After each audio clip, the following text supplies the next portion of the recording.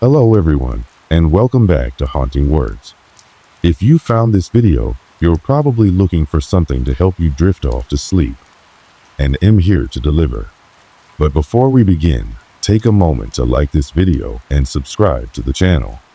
Now, get comfy, turn off the lights, and let your mind wander as I take you through tonight's story. It started with a dare. That's how most bad decisions begin, right? I should have known better. I should have said no. But when you're 22, fresh out of college, and looking for excitement in a small town that barely has anything going on, sometimes you go along with things you shouldn't. My name is Eric. I grew up in a town that most people wouldn't even bother putting on a map. It wasn't the kind of place where things happened. The streets were always quiet after dark. The local diner closed at 8 p.m. And the most exciting thing that ever made the newspaper was an old woman turning 100. I worked at a hardware store during the day and spent my nights hanging out with my closest friends, David and Mike. We had known each other since grade school. Our routines were simple: playing video games, driving around aimlessly, and sometimes sneaking a drink in the back of Mike's truck, parked near the old train tracks. It wasn't much, but it was enough. That fall, the air carried a chill that made everything feel sharper. The kind of cold that bites through your jacket and settles deep in your bones. We had just finished our shifts and were sitting in the diner, picking at half-eaten fries and sipping on watered-down soda. That's when David brought it up. "You guys ever been inside Ridgeway Hospital?" Mike scoffed. "That place? It's condemned, full of rats and probably asbestos." David grinned. "Yeah, but you know what else it has? A basement that nobody's been in for years. People say weird stuff happens there." I rolled my eyes. "People say a lot of things." He leaned in, lowering his voice like he was telling some dark secret. "My uncle was a security guard there when they first shut it down. Said he used to hear noises at night. Things moving. One time, he swore he saw someone in the hallway, but when he checked, the place was empty." Mike snorted. "Probably just homeless people squatting." David shrugged. "Maybe, but there's only one way to know for sure." His eyes flicked between us. "We go tonight." I hesitated. We had talked about Ridgeway before. Everybody in town had. The hospital had been closed for nearly 30 years, left to rot on the outskirts like some forgotten relic. It was supposed to be torn down years ago, but the town never got around to it. Some said it was too expensive. Others whispered that the workers refused to stay after dark. Mike sighed, running a hand through his hair. "This is stupid." But then, with a smirk, "I'm in." David looked at me expectantly. "Eric?" I should have said no. I didn't. We arrived at Ridgeway just past midnight. The hospital stood like a corpse against the night sky, tall, lifeless, and utterly silent. The windows on the upper floors were shattered, their jagged edges glinting under the weak glow of the streetlights. The entrance was boarded up, but we had already scouted a way in through a broken side door. The second we stepped inside, the air changed. The world outside felt distant, muffled, like we had stepped into a place time had forgotten. The scent of decay and mildew clung to the walls. The floor beneath our feet was covered in debris, fallen ceiling tiles, broken glass, old medical papers curled and yellowed with age. Mike clicked on his flashlight, the beam slicing through the darkness. "Well, this is cozy," he muttered. David was already moving ahead, his phone held up to record. "Let's check out the first floor before we head down to the basement." We walked past rusted gurneys, overturned chairs, and cabinets that had long since been emptied. The silence was oppressive, the kind that presses against your ears until you start hearing things that aren't there. We made our way to what used to be the nurse's station. The desk was covered in dust, papers scattered around like someone had left in a hurry. An old intercom system was mounted on the wall, its speaker covered in grime. Mike tapped it. "You think this still works?" A burst of static crackled through the air. We all froze. David turned to me, eyes wide. "Tell me you just did that." I shook my head. The intercom went silent. Mike forced a chuckle. Probably just a power surge or something. But the hospital had been abandoned for 30 years. There was no power. David grinned, though there was something nervous in his expression. All right, boys. Time to check out the basement. I didn't want to. Something felt wrong. But we had come this far. So we kept going. The hallway leading to the basement was narrower than the rest of the hospital, as if it had been an afterthought in the building's design. The air was heavier here, thick with something more than just dust and decay. The smell was worse too, damp and metallic, like rusted iron mixed with something faintly sour. David led the way, his phone's flashlight casting shaky shadows on the walls. Mike followed close behind, his grip tightening around the heavy-duty flashlight he'd brought. I stayed at the back, my gut twisting with something I couldn't quite explain. Man, this place gives me the creeps, Mike muttered, his voice barely above a whisper. David shot him a smirk. That's the point, isn't it? We reached a set of heavy double doors at the end of the hall. They were old, their once white paint peeling away in thick, curling strips. A rusted sign was bolted above them, the letters barely legible in the dim light. Basement, authorized personnel only. David reached for the handle, but it didn't budge. Locked. Mike frowned. Then how are we supposed to get in? David pulled something from his jacket, a crowbar. You brought a crowbar? I asked, incredulous. He grinned. Come on, man. You think I was going to come all this way and not get inside? With a grunt, he wedged the crowbar into the gap between the doors and pushed. The metal groaned in protest, but after a few moments, the latch gave way with a sharp crack. The doors swung inward, revealing a steep concrete staircase disappearing into darkness. A cold draft rushed past us, carrying with it a scent that made my stomach churn. Jesus, Mike gagged. Smells like something died down there. David stepped forward, phone held high. Well, only one way to find out. He started down the stairs without hesitation. Mike and I exchanged a glance before following. The steps were slick with moisture, each one creaking under our weight. The deeper we went, the colder it became, the air thick and oppressive. The only sounds were our footsteps and the occasional drip of water echoing in the distance. Then, about halfway down, it happened. A soft click. We all froze. Mike turned, his flashlight beam cutting through the darkness above us. Did you hear that? David scoffed. Relax, man. It was probably just. The doors at the top of the stairs slammed shut. Hard. The sound was deafening in the enclosed space, the echo bouncing off the walls like a gunshot. I spun around, my heart hammering in my chest. The doors hadn't just closed, they'd been slammed, like something had thrown them shut with force. Mike cursed under his breath. Tell me that was the wind. David ran back up the stairs, grabbing the handle and pulling. Nothing. He pushed. Still nothing. He rammed his shoulder into the door, but it didn't budge. Damn it, he hissed. It's stuck. I swallowed hard. Try the crowbar. He did. Wedged it right back into the gap and pulled with all his strength. The metal groaned, but the doors wouldn't move. It was as if something on the other side was holding them shut. Mike turned to me. Okay, not funny anymore. What the hell was that? I didn't have an answer. David exhaled sharply and turned back toward the stairs. Screw it. Let's just check out the basement.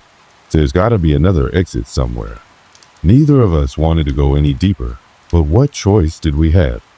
We continued down, reaching the bottom of the stairs. The basement stretched out before us, a long, open space lined with old storage rooms and rusted medical equipment. The walls were cracked, the ceiling low, pipes running along it like exposed veins. David walked ahead, sweeping his flashlight across the room. All right, let's split up and... Thud. We all stopped. Mike turned slowly. What was that? The sound had come from behind us, a single, heavy thud, like something had fallen. I aimed my flashlight toward the source of the noise. The staircase was empty. Nothing had moved. Maybe something just fell from the ceiling, David offered, though even he sounded uncertain. Mike wasn't convinced. Yeah. Then why didn't we hear anything hit the ground? Before anyone could answer, it happened again. Thud. Louder this time. It wasn't random. It wasn't falling debris. It was footsteps. Heavy, deliberate, coming from the stairs we had just walked down. A slow, sinking dread filled my stomach. There was no way anyone else was down here. Mike took a step back. We need to get out of here. Now. David hesitated. He always liked to push things, to test limits. But even he wasn't arguing this time. We turned and started toward the far end of the basement, searching for another exit. The footsteps behind us continued. Slow at first, then faster. Mike broke into a run, and I was right behind him. David trailed slightly, still aiming his phone behind us, recording everything. Then he screamed. I spun around, my breath catching in my throat. David was on the ground, his phone skidding across the concrete. He clawed at his ankle, his face twisted in panic. Something grabbed me. I didn't see anything, but the look in his eyes told me he wasn't lying. Mike grabbed him by the arm and yanked him up. Move! We ran. The hallway ahead branched off into two paths. One led deeper into the basement. The other had a door with an exit sign hanging above it. Without hesitation, we bolted for the exit. David reached it first, throwing himself against the door.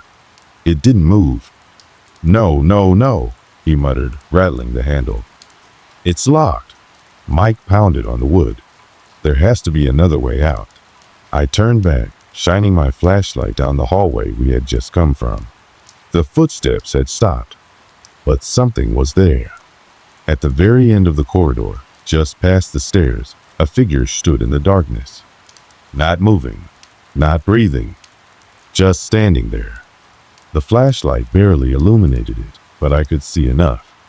A person, or what looked like a person, dressed in a hospital gown, its head tilted slightly to the side, like it was studying us. Its skin was gray, unnatural, stretched too tightly over its bones. Its mouth was wrong, too wide, grinning. The second I saw it, I felt an overwhelming sense of wrongness, like the air had been sucked from the room, leaving only the weight of something ancient pressing down on us. Guys. My voice barely worked. David and Mike turned, following my gaze. Mike made a strangled sound in his throat. David whispered, "What the hell?" The figure took a step forward, then another. Slow, deliberate, like it knew we had nowhere to go. David scrambled at the door again. Come on, come on. Then, with an ear-splitting bang, something on the other side of the door slammed against it. We all jumped back. Something was behind that door, trapped. And now, something was in front of us. We were stuck, and the thing in the hallway was still coming. The air was thick, pressing against my chest like a heavy weight. The dim glow of our flashlights barely cut through the darkness, making every shadow seem alive. The figure in the hallway took another step forward, its bare feet slapping against the cold concrete floor. The sound echoed through the basement, sending a shiver up my spine. David was still fighting with the door, his breathing ragged. It won't budge, he gritted out between frantic pulls at the handle. Mike and I weren't watching the door anymore. We were watching it. The figure moved with slow, deliberate steps, its head tilting from side to side as if examining us. The grin on its face never wavered, stretched too wide, too unnatural. My brain screamed that something was wrong, that this wasn't human. David, I whispered. What? He snapped, not turning around. Mike's voice was barely above a breath. Look. David stopped pulling at the door and followed our gaze. The second he saw the figure, his entire body tensed. His mouth opened, but no words came out. The silence stretched between us. Then it moved again. Faster this time. 1 step, 2 steps, 3 steps. It was coming. David slammed his fist against the door. Help! Someone, help us! His voice was desperate, but we all knew the truth. No one was coming. Then the thing stopped, mid-stride. It was watching us. The air felt heavier, charged with something unnatural. A low, guttural sound escaped its throat, a noise that wasn't right, like something pretending to breathe. And then it twitched. A sudden, jerky snap of its head to the side, like its neck had just broken, but it didn't seem to care. My stomach lurched, my instincts screaming at me to run. But where? David yanked harder at the door, his hands slipping against the metal handle. Come on, come on. Then, from behind the door, bang! Something hit it, hard. We all jumped back. Another bang. The wood shook. There was something on the other side. Something big. David stumbled away from the door, his face pale. What the? A third bang. The door dented inward. I felt the ground sway beneath me. There was no way a person could do that. Mike was shaking his head, eyes locked on the dent in the wood. We're stuck. His voice was barely a whisper. I turned back toward the figure in the hallway. It was closer. Much closer. It hadn't moved. We never saw it move. But somehow it had cut the distance between us in half. And now it was grinning wider. David's breath hitched. We need to find another way out. Mike's flashlight flickered. Basement's gotta have more exits, he said, his voice tight. Service tunnels, maintenance doors, something. The thing in the hallway took another step. That was all the convincing we needed. We ran. The basement stretched out in front of us, a maze of corridors and empty rooms. The walls were lined with rusted shelves, scattered medical equipment, and overturned gurneys. The floor was littered with old papers, their edges curled and yellowed with time. The place felt wrong. Not just abandoned, wrong. Every hallway looked the same, stretching into darkness, filled with nothing but eerie silence. David kept his flashlight pointed forward, scanning for anything that resembled an exit. There's gotta be a stairwell somewhere, he muttered. Mike glanced behind us. That thing is following us. I didn't look back. I didn't need to. I could feel it. Its presence clung to my skin like static electricity, an unnatural pressure that made every hair on my body stand on end. We reached an intersection. Two hallways branched off in opposite directions. Left or right? Mike asked, his voice strained. David hesitated for half a second too long. Then, from somewhere behind us, a scraping sound. A long, slow drag against the floor. I turned my head just slightly, enough to catch a glimpse. It was closer, standing just at the edge of our light. I didn't see it move. I didn't hear footsteps, but it was there, and its mouth was opening. Not just grinning now, opening. Too wide, far beyond anything a human jaw should allow. David grabbed my arm. Go, now. We bolted down the left hallway. The corridor stretched on forever, lined with door after door. Some were missing their handles. Others had been left half open, revealing nothing but darkness inside. Mike yanked at one of them. Locked. David tried another. Locked. My heart hammered in my chest. One of these has to open. Then, from behind us, a whisper. Not words, just a sound. A low exhale, like something breathing against the back of my neck. I turned around. Nothing. But I knew it was there. It was always there. David grabbed a handle and twisted. The door opened. Inside, now. We shoved ourselves in, slamming the door behind us. Mike turned the lock. Click. The room was small, cluttered with rusted filing cabinets and broken chairs. A single overhead light flickered, barely illuminating the space. We pressed our backs against the door, our breaths coming in ragged gasps. For a moment, the only sound was the buzzing of the dying light bulb. Then, tap! A single tap against the door. My stomach dropped. Tap! Mike's hands clenched into fists. Tap, tap. Then the doorknob twisted. Once, twice, slowly. David's whisper was barely audible. It knows we're here. I didn't respond, because at that moment I saw something worse. Across the room, against the far wall, was a mirror. Old, cracked. The glass was warped, its edges fogged with time. And in the reflection, I saw the door behind us. I saw 3 of us standing there, just as we were. But something else was in the reflection. A 4th figure, standing behind us. Too close. It wasn't in the room. I could feel that. But in the mirror, it was there. Watching. Waiting. Its hand reached forward. And then, the door burst open.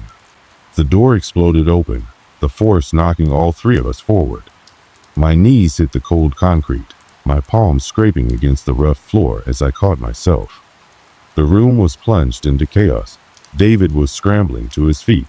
Mike was yelling something I couldn't understand, and my heart was hammering so hard it felt like it would break my ribs.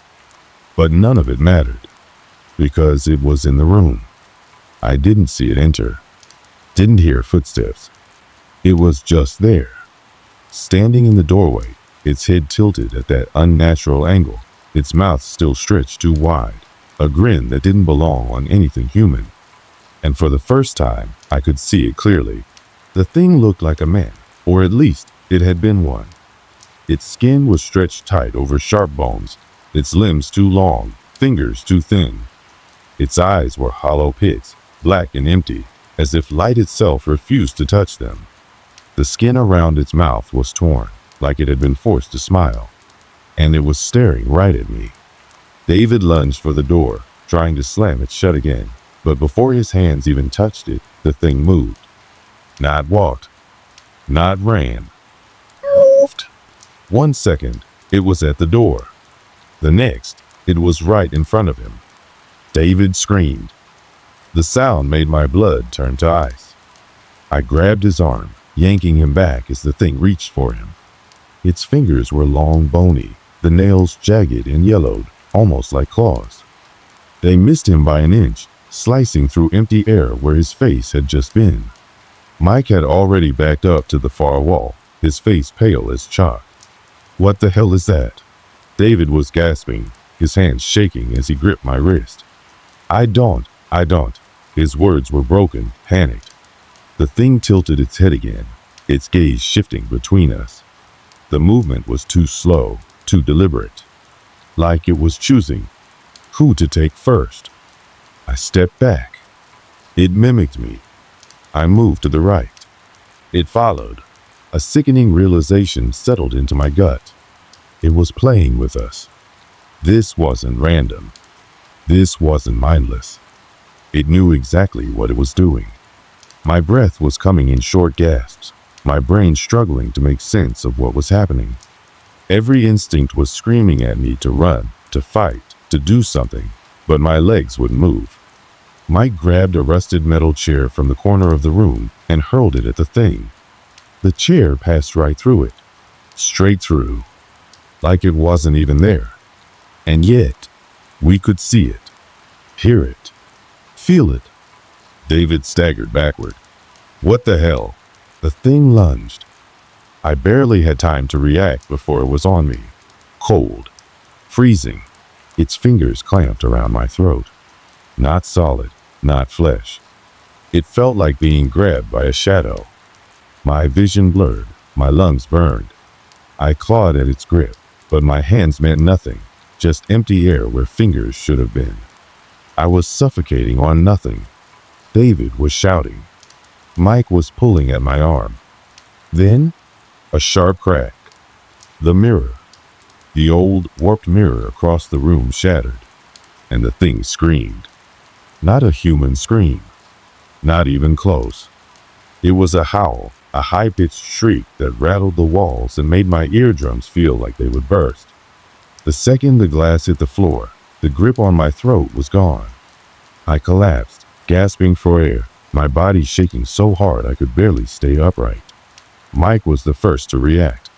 "The mirror," he gasped. It was in the mirror. David's eyes were wide with understanding. That's how it was watching us. His voice was hoarse, barely above a whisper. It wasn't in the room. It was in the reflection. Mike was already grabbing a rusted pipe from the floor. "Then we break every damn mirror in this place." David didn't hesitate. He ripped open drawers, searching for anything that could smash glass. I pulled myself to my feet, my vision still swimming. "We need to move. Now." Because the thing wasn't gone.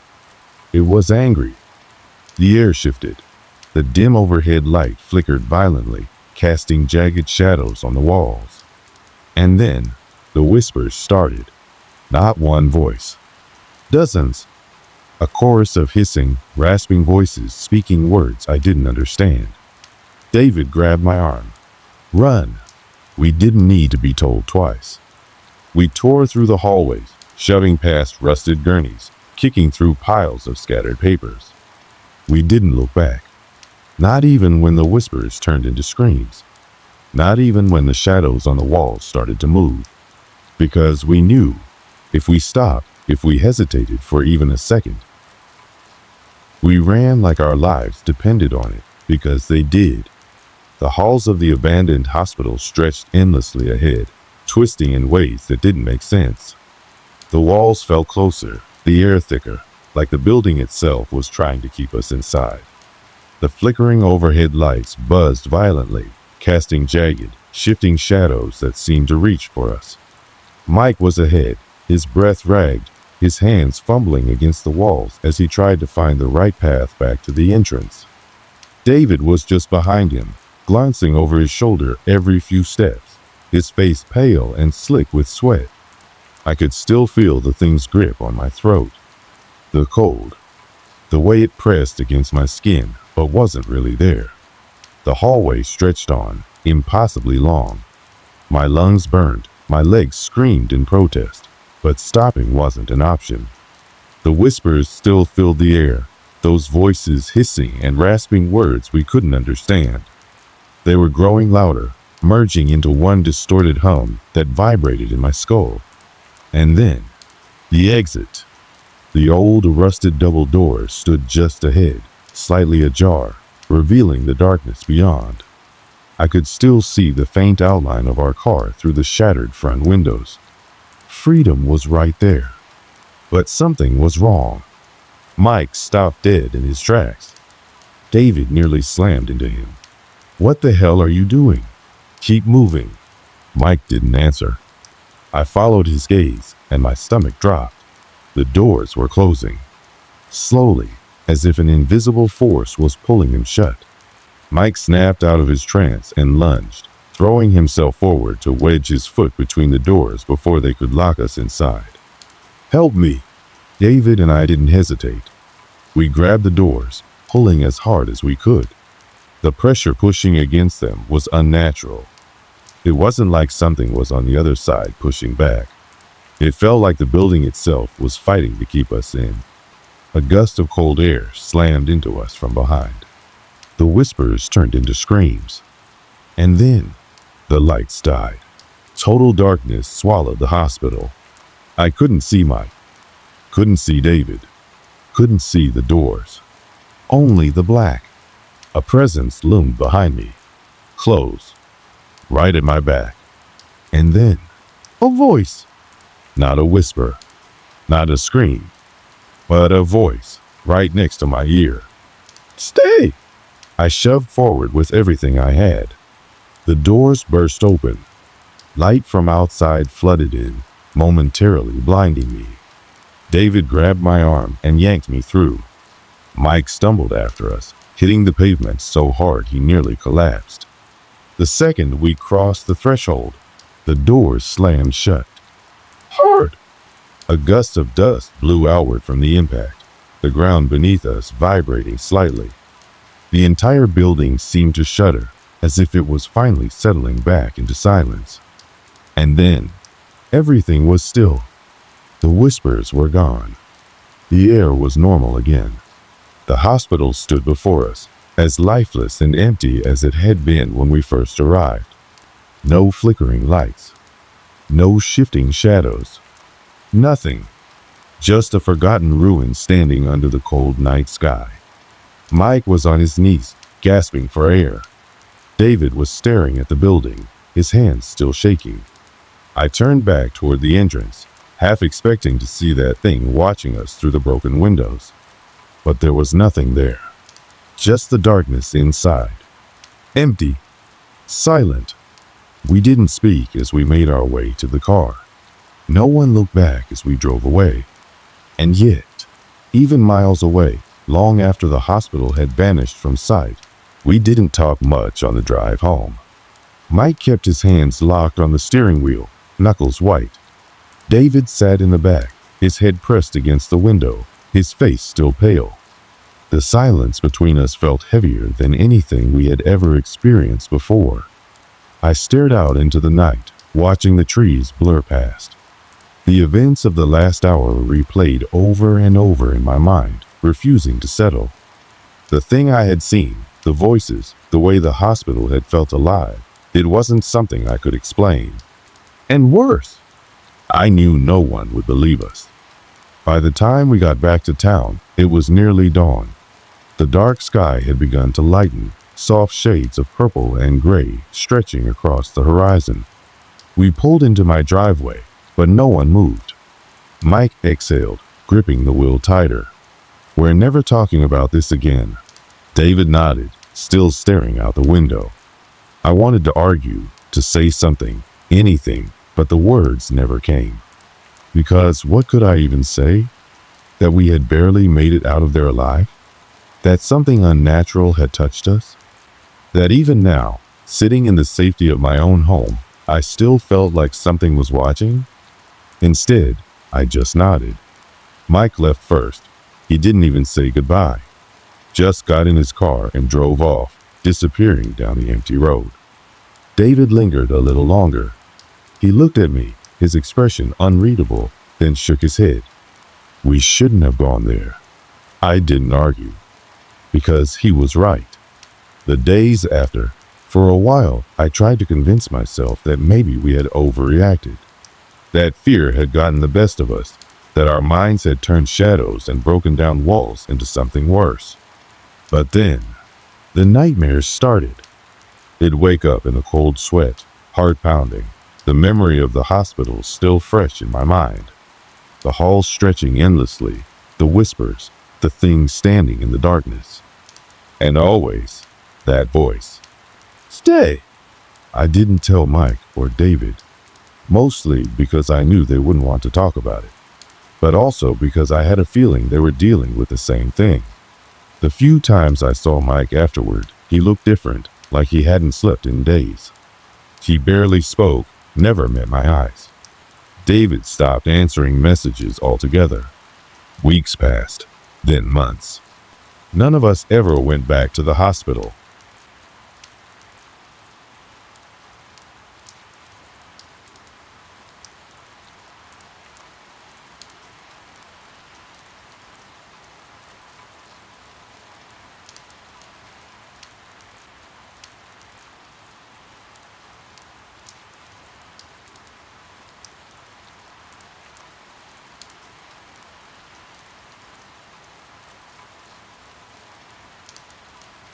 I was traveling alone, something I had done countless times before. My job required me to be on the road frequently, and I had grown used to long hours, unfamiliar places, and the occasional odd experience. But nothing could have prepared me for what happened at this particular hotel. It was located in a quiet town, far from any major city. The kind of place where people still knew each other's names, where the streets were empty after 8 p.m., and where silence felt heavier than usual. I had never heard of the hotel before, but I found it online while looking for a last-minute place to stay. It had good reviews, a reasonable price, and, most importantly, availability.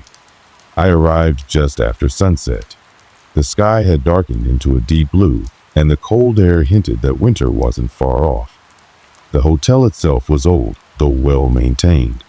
It stood 3 stories tall, with a faded sign above the entrance and a single light flickering beside the door. The lobby had a vintage charm, dark wooden floors, a massive chandelier that didn't seem to provide much light, and a long reception desk with an old-fashioned bell sitting on top. An elderly man sat behind the desk, barely looking up when I approached. His face was lined with age, his hands thin and veiny as he slid the check and form toward me. "Room 306, he muttered, handing me the key. It was an actual key, not a card. That alone should have given me pause, but I was exhausted from the drive and just wanted to get some rest. I thanked him, grabbed my bag, and headed toward the elevator. The hallway leading to it was dimly lit, the walls lined with faded paintings of landscapes I didn't recognize. The elevator itself was one of those old-fashioned ones, with a metal gate you had to pull shut before pressing the button. It creaked as it ascended, the sound echoing in the otherwise silent building. Stepping out onto the 3rd floor, I immediately noticed how cold it was. Not the kind of cold that comes from poor heating, but something else. Something unnatural. The hallway stretched out in front of me, lined with identical wooden doors, each marked with a brass number. My room was at the very end of the hall. As I walked toward it, I passed a few other rooms, some with light seeping out from underneath the doors, others completely dark. A faint scent of old wood and something faintly musty lingered in the air. It wasn't unpleasant, just different. When I reached room 306, I slid the key into the lock, turned it, and pushed the door open. The room was small but comfortable, a neatly made bed, a wooden dresser, a desk with a chair, and a single window with heavy curtains drawn shut. A television sat on a stand against the wall, and an old-fashioned telephone rested on the nightstand beside the bed. I tossed my bag onto the bed and sat down, letting out a long breath. The journey had been long, and all I wanted to do was sleep. But first, I needed a shower. The bathroom was surprisingly modern compared to the rest of the hotel. White tiles, a clean sink, and a shower with clear glass doors. As I turned on the water, steam began to fill the small space, creating a temporary warmth that chased away the lingering chill from the hallway. I let the water run over me for a while, trying to shake off the exhaustion that clung to my body. The drive had been long, the roads nearly empty, and something about the town's eerie stillness had left me feeling more drained than usual. After finishing, I stepped out, dried off, and changed into a fresh set of clothes. The moment I stepped back into the main room, though, something felt different. The air was heavy, thick with something I couldn't quite place. It wasn't a smell, exactly. More like an atmosphere. Oh, wait. I shook my head, brushing off the feeling. It was just fatigue. That's what I told myself. I grabbed my phone, checked my messages, nothing new, then set an alarm for the next morning. I had work to do the following day, and I needed to be well rested. Climbing into bed, I pulled the covers up, sinking into the mattress. The silence in the room was absolute. No distant traffic, no murmurs from other guests, no hum from the heater, just stillness. I closed my eyes. Then, just as I was drifting off, I heard it. A sound. A faint, almost imperceptible noise coming from somewhere in the room. A soft creak, like the weight of something shifting ever so slightly. I opened my eyes, staring into the darkness. The room was the same as before, nothing out of place, nothing unusual. But the feeling remained. That heavy, almost suffocating sensation. I swallowed, convincing myself that it was just my imagination. Maybe the old building was settling. Maybe it was just the wind outside. But even as I closed my eyes again, I couldn't shake the unease that had settled deep in my chest. Something was off. I just didn't know what yet. I must have drifted off at some point because when I opened my eyes again, the room was completely dark. The kind of dark that makes you feel like you're floating in emptiness. I turned onto my side, trying to get comfortable, but something didn't feel right. My body was exhausted, my mind heavy with sleep, yet I was suddenly wide awake. The silence in the room was different now. It wasn't just stillness, it was oppressive, unnatural. The kind of silence where even the air feels like it's holding its breath. I shifted slightly, listening. Nothing. Just my own breathing, steady, but slightly faster than before. Then it came again. A sound. Faint, but there. A soft creak, like the sound an old wooden floor makes when someone steps on it. I wasn't moving. I wasn't even near the floor. The realization sent a chill down my spine. I stayed completely still, straining my ears. The noise had come from somewhere near the foot of the bed. My eyes adjusted to the dark, but the room remained the same, nothing out of place, no shadows shifting unnaturally, no strange figures standing in the corner. I swallowed hard, trying to brush off the unease creeping up my neck. It was an old hotel. Old buildings made noises. That's what I told myself. But something about it felt wrong. I reached for my phone on the nightstand, clicking the screen to check the time. 2:47 a.m. That's when I noticed it. My bag. It wasn't where I had left it. I had tossed it onto the bed when I first arrived, but now it was on the floor near the dresser. The zipper was partially open, like someone had been searching through it. My stomach tightened. I sat up slowly, the mattress creaking beneath me. My fingers curled around my phone like it was some kind of lifeline, my pulse quickening. I scanned the room again, looking for any sign that someone had been inside. The door was still locked. The window was shut, curtains unmoved. There was no logical way my bag could have fallen on its own, especially not with the zipper halfway undone. I told myself I must have knocked it off the bed without realizing it. Maybe when I got up to use the bathroom earlier. But deep down, I knew that wasn't true. Still, I wasn't going to let my mind spiral over something so small. I got out of bed, grabbed my bag, and set it back onto the dresser this time, making sure it was zipped up. Then I walked over to the door, checking the lock. It was still bolted shut. No one had come in. At least, not in any way that made sense. Taking a deep breath, I ran a hand through my hair and shook off the uneasy feeling. I was just tired. That was all. I climbed back into bed, pulling the covers up to my chest. It was nothing. That's what I kept telling myself. And for a while, I actually believed it. Until I heard the closet door creak open. The sound sent a jolt through my entire body. I turned my head sharply toward the closet, my breath catching in my throat. The door was open, just slightly, not wide enough to see inside, but enough to know that it had moved. I hadn't touched it. I hadn't even gone near it. I sat there, frozen, my heart hammering against my ribs.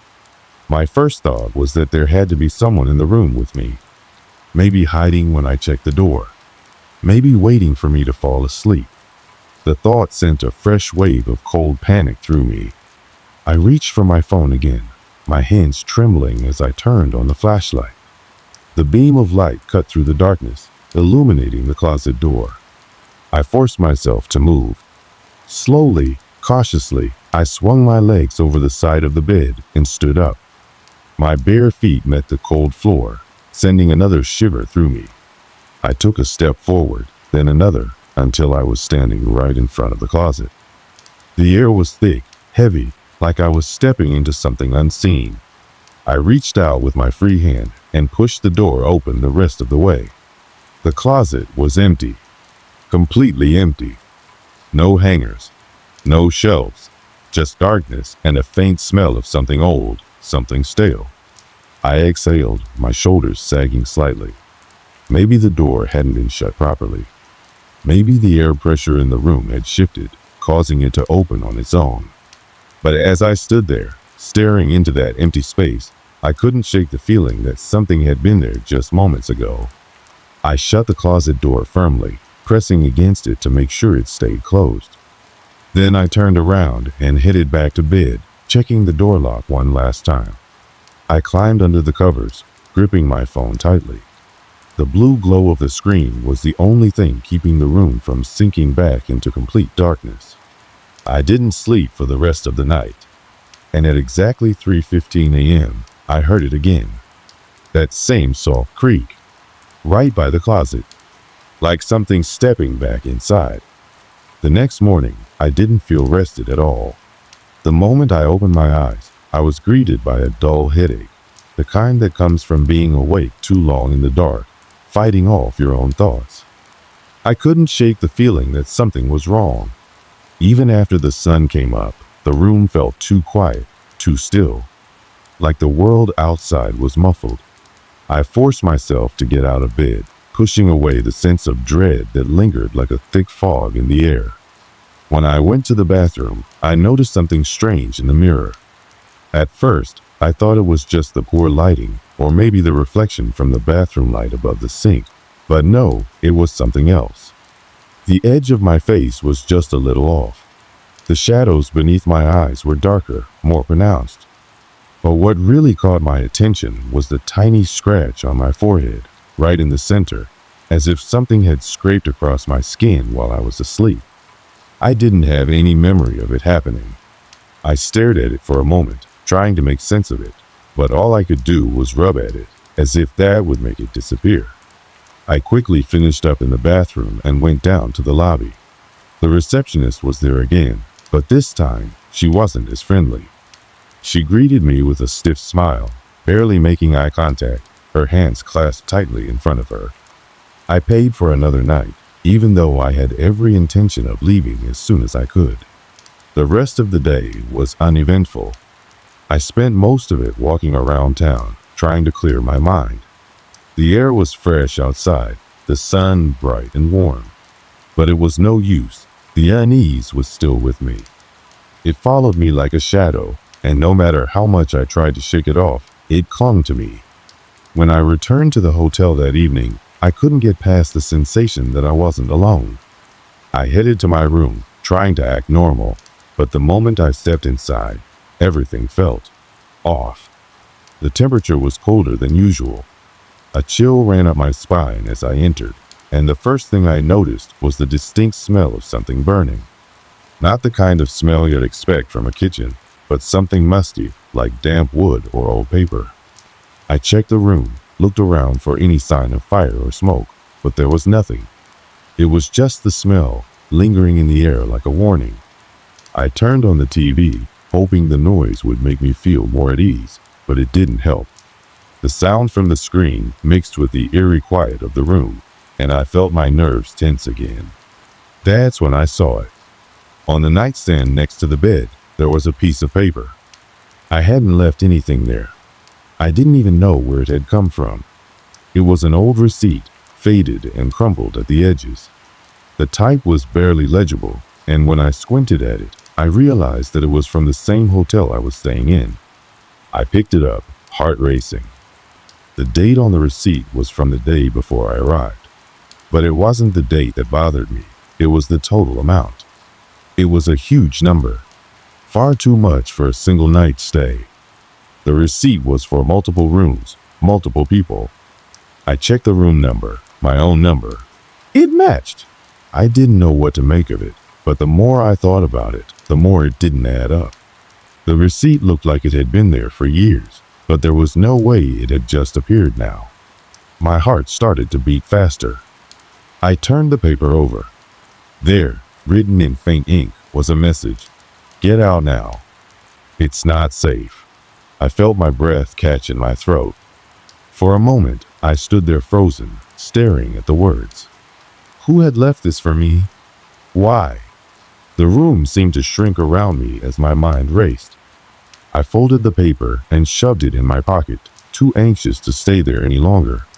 I left the room, determined to figure out what was going on. I started with the hallway, checking every door. Everything seemed normal. The faint hum of the air conditioning was the only sound breaking the silence. But there was something about the hallway that felt off, like the walls were pressing in closer with each step. I knocked on a few doors, trying to get a sense of whether anyone else had noticed anything strange, but the only answer I got was a couple of muffled voices. none of which seemed concerned. So I made my way to the lobby. The receptionist wasn't there anymore. Instead, a middle-aged man sat behind the counter, scribbling in a notebook. He looked up when I approached. "Can I help you?" he asked, his voice flat, almost disinterested. "Yeah, I need to know more about this place. Has anything weird happened here? Anything strange, out of the ordinary?" I wasn't sure what I was asking, but it felt like the right question to start with. He raised an eyebrow, but didn't say anything for a long moment. Then, slowly, he closed his notebook and leaned forward slightly. "There are rumors about this hotel, old stories. People have said things, but what kind of things?" I pressed. He hesitated, eyes darting toward the door as if he expected someone to be listening. "It's nothing you need to worry about. Just old town stories. Don't go looking for trouble and you'll be fine." He said it like a warning, but I wasn't sure if it was meant to be reassuring or ominous. I nodded, turning away. But as I made my way back up to my room, I couldn't shake the feeling that something was building, that the strange events weren't random. It was like the hotel was alive in a way that wasn't natural. That night, I decided to do what I should have done earlier. I was going to find out what was really happening here. I sat down on the edge of the bed, the sheets cold beneath me. I took a deep breath and steeled myself. I was going to get to the bottom of this. I could feel the weight of the night pressing down on me. The silence in the room was unbearable, almost like the walls themselves were listening. Every creak of the floorboards beneath my feet made me jump. Every shadow in the corner of my vision was a threat. I wasn't sure what I was expecting, but as the clock on the wall ticked closer to midnight, I knew one thing. Something was coming. I could feel it. It decided that I wasn't going to just sit there anymore. I was done with waiting, done with letting the strange occurrences control me. Tonight, I was going to find out the truth. I stood up from the bed and grabbed my flashlight from my bag. I had a sense that the answers weren't going to come to me, that I had to search for them. I had to dig deeper, look into the parts of the hotel that no one seemed to want to talk about. I made my way down the hallway, the beam of light from my flashlight cutting through the dark. The hotel felt different now, darker, as if it had been waiting patiently for me to make a move. The air felt thicker, heavier, and every step I took seemed to echo through the building. I passed the same rooms, the same doors, but now they seemed more menacing. The wood was older, the wallpaper peeling away in places. The long carpet was worn down, and it felt like the hallway itself was too narrow, as if the walls were closing in. I tried to shake the feeling. "Focus," I muttered to myself, trying to keep my nerves in check. I knew where I needed to go. There was one door that had stood out to me earlier, the one at the end of the hall. It wasn't marked with a room number like the others, and the wood around the frame was warped, as if it had been damaged or altered somehow. When I reached the door, my heart raced. It wasn't locked, but I hesitated before turning the handle. I couldn't explain it, but something about that door felt like it shouldn't be opened. Still, I pushed the door open.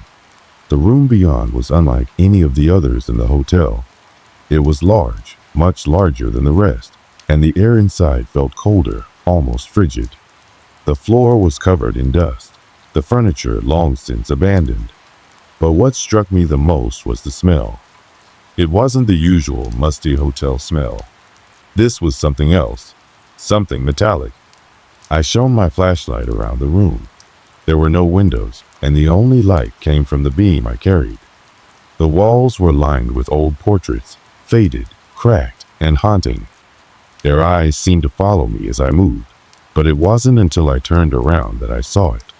At the far corner of the room was a large, old mirror. I couldn't help but stare at it.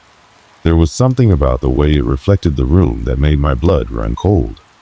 The reflection wasn't quite right. For a moment, I thought it was just the dim light, but then it hit me. Something was wrong. The reflection in the mirror didn't match the room. I blinked, and the image shifted, the walls of the room warping, the furniture rearranging itself. It was like the mirror was showing a version of the room from a different time, a time long before I had stepped inside. And then the people appeared. They were faint at first, ghostly figures standing in the background, barely visible. But as I stared at the mirror, they grew clearer, 6 figures, all dressed in old-fashioned clothes, standing around the room as though they were waiting for something. I froze. In the mirror, the figures began to move. Slowly at first, then faster, until they were circling the room. My breath caught in my throat as I realized what I was seeing. These weren't just reflections. They were people, ghosts. The air grew heavier as the figures closed in, the temperature plummeting. I could feel my heart pounding in my chest. I tried to back away, but my legs wouldn't move. It was like I was trapped in the room, my own body betraying me. I couldn't tear my eyes away from the mirror. And then, one of the figures looked directly at me. The man's eyes were empty, hollow, like dark pits that seemed to swallow everything around them. He raised a hand toward me, and I felt the temperature drop even further. It was so cold, I could see my breath in the air. "No," I whispered, my voice shaking. I stumbled backward, but my foot caught on something.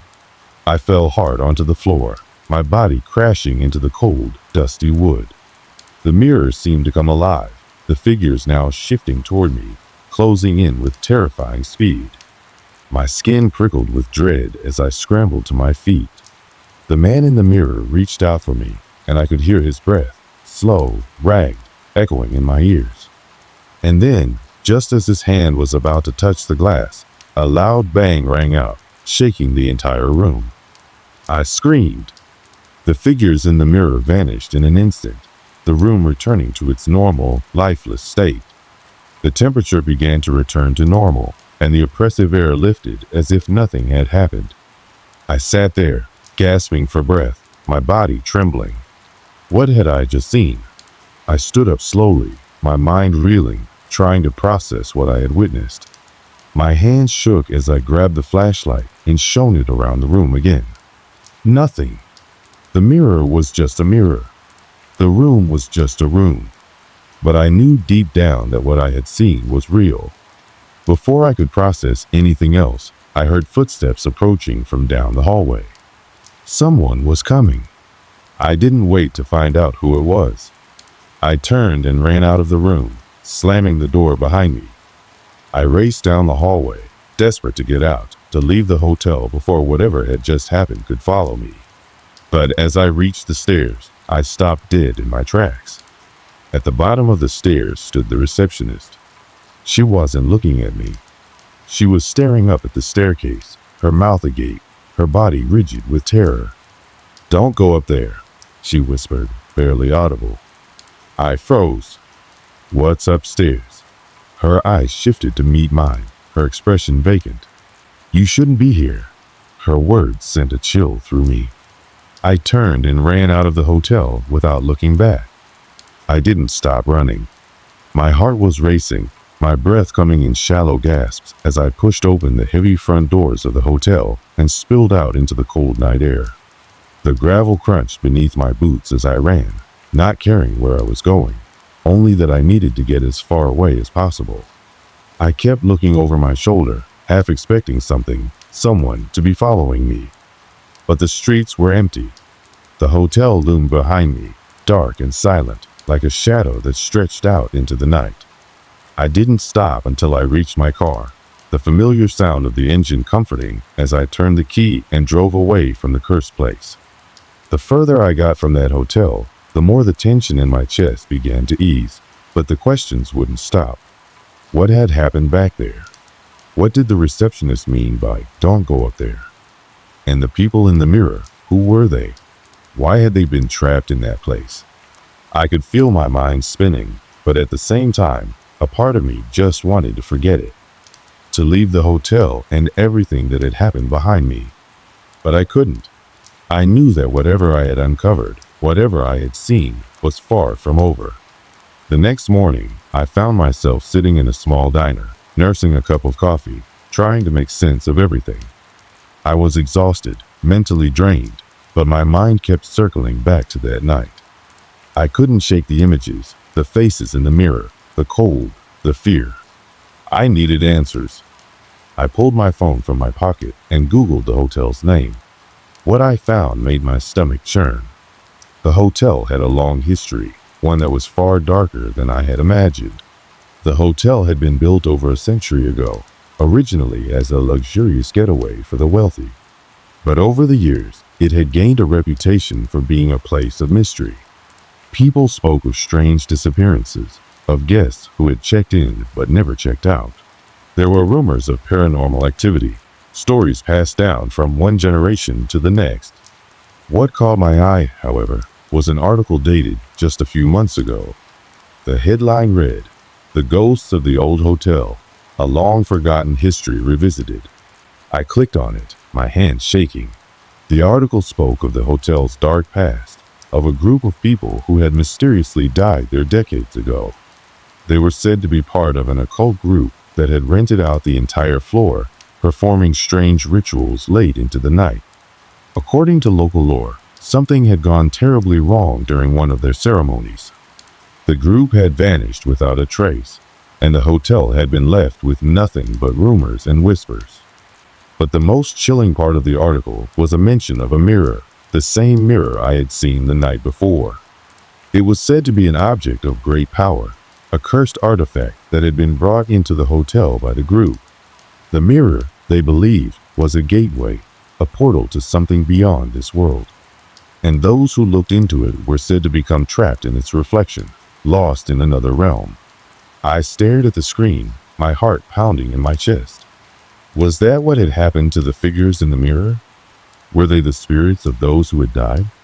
Or had they been trapped there, forced to relive the same haunting moment over and over again? I couldn't help but feel a sense of dread. I had barely escaped with my life, but the answers I had been searching for only brought more questions.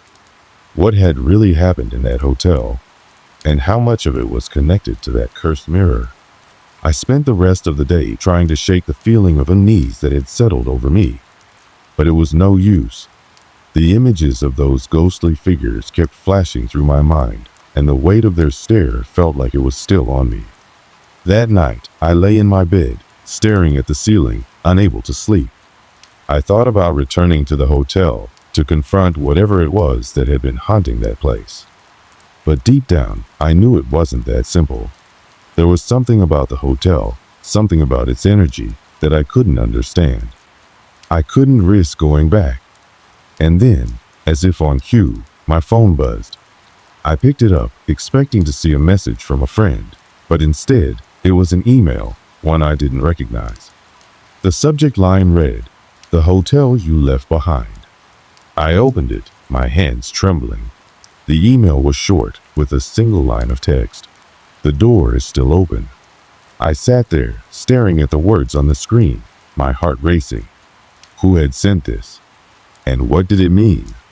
I couldn't ignore it. I had to go back. The drive back to the hotel was silent, the road stretching endlessly ahead of me. I had to see if the door, the one that had been locked the night before, was still open. Maybe there was something I missed, something I needed to know. When I arrived at the hotel, it looked the same as it had before, dark, still, and unnerving. The lights in the lobby flickered, casting long shadows across the floor. I didn't stop to check in this time. I made my way straight to the hallway, my heart thumping in my chest. The door at the end of the hall was open. I stepped inside, my flashlight illuminating the space. The room was just as it had been before, empty, cold, and eerie. The mirror stood against the far wall, its surface smooth and unmarked. But something was different this time. The air felt heavier, like something was pressing in on me from all sides. As I approached the mirror, I felt my breath catch in my throat. For a split second, I thought I saw something move in the reflection, something out of place. A figure standing just beyond the glass. But when I looked closer, it was gone. I turned away, trying to shake off the feeling. But before I could leave, I heard a sound, faint, almost imperceptible.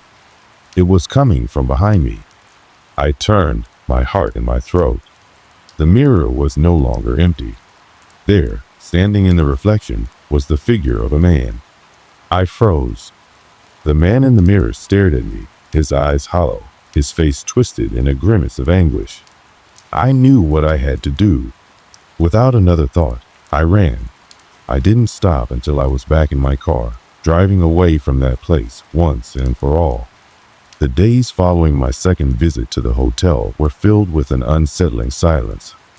I couldn't shake the images from my mind, the figure in the mirror, the feeling of being watched, and the dreadful realization that whatever haunted that place was far more than just a ghost or a curse. I tried to move on, to return to some semblance of normal life, but every corner, every reflection, seemed to bring me back to that hotel. I couldn't stop thinking about the man in the mirror. His hollow eyes haunted me in the dead of night, and I would often find myself staring at mirrors, half expecting to see him standing there again. I never did, but the fear never quite left. It lingered like an invisible shadow, following me through every room, every space. I tried to tell myself that I had escaped, that I had broken free of whatever pull that hotel had over me. But deep down, I knew it wasn't over. The door had been opened. The door that shouldn't have been. As the weeks passed, I began to do some more research on the hotel. I had to know the full extent of what I had encountered. What was it about that mirror? What was the connection to the group that had disappeared all those years ago? The more I dug, the more I learned, each fact adding another layer of darkness to the place. I discovered that the hotel had been built over a site with a bloody history. Before it was a hotel, the land had been used for rituals, practices that had long been abandoned, but not forgotten. The hotel, it seemed, was not just a structure, it was a vessel for something ancient and dangerous. The mirror, the cursed artifact brought in by the occult group, was a key, an entry point to something beyond this world. The souls trapped in its reflection were not simply lost, they were victims, cursed to be bound within the glass, forever attempting to reach out. And the group that had vanished? They hadn't died, they had been taken. I couldn't bring myself to step back into that hotel again.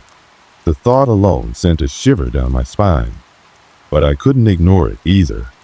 I had seen the door open, the invitation left for me. What would have happened if I hadn't run? What would have happened if I had stayed?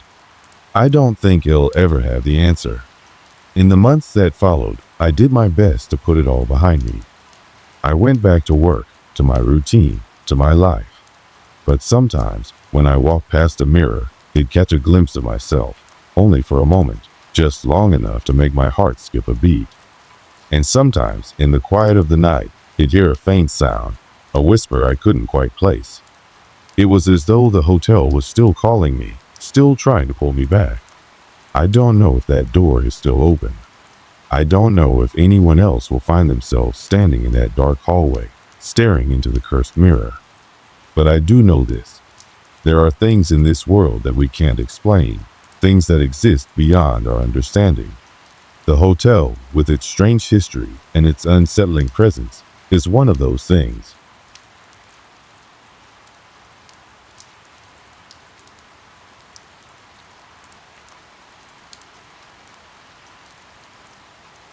It was the summer of 2012 when I, along with a few close friends, found ourselves in a situation that still sends a shiver down my spine whenever I think about it. We had always enjoyed exploring off the beaten path locations, abandoned buildings, empty forests, and other places that felt long forgotten by time. But one summer evening, the adventure we stumbled upon would haunt us for years. It all started with an old, weathered lighthouse on the coast, a relic from a bygone era, standing tall above the crashing waves. The lighthouse had been decommissioned for decades, its beacon now dim and irrelevant. The locals in the nearby town spoke of it with a mix of respect and dread, a place everyone avoided. It wasn't the kind of spot you would see on a tourist map, and even the bravest of souls didn't venture too close to it after sunset. But for us, that was enough to spark our curiosity. We had no idea what we were getting ourselves into. There were 4 of us that day, myself, Greg, Tessa, and Caleb. Greg and I were old friends from school, while Tessa and Caleb were both new to our group. Tessa was the kind of person who loved a good thrill, always seeking out new experiences. And Caleb had a reputation for being the skeptic.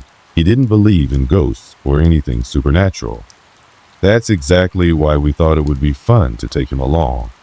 We met in the small town near the lighthouse, a quiet place where everyone seemed to know everyone else's business.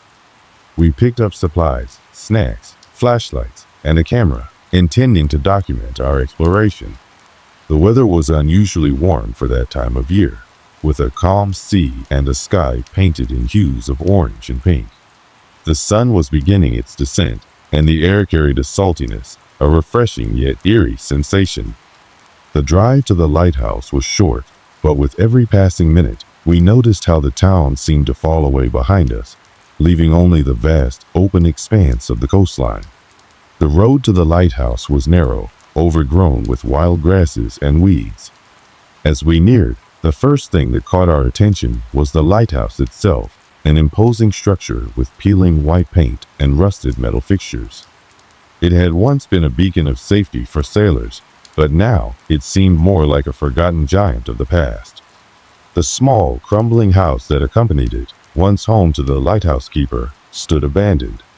The windows were boarded up, and the doors were secured with rusty chains. We parked our car at a distance and gathered our things, ready to explore.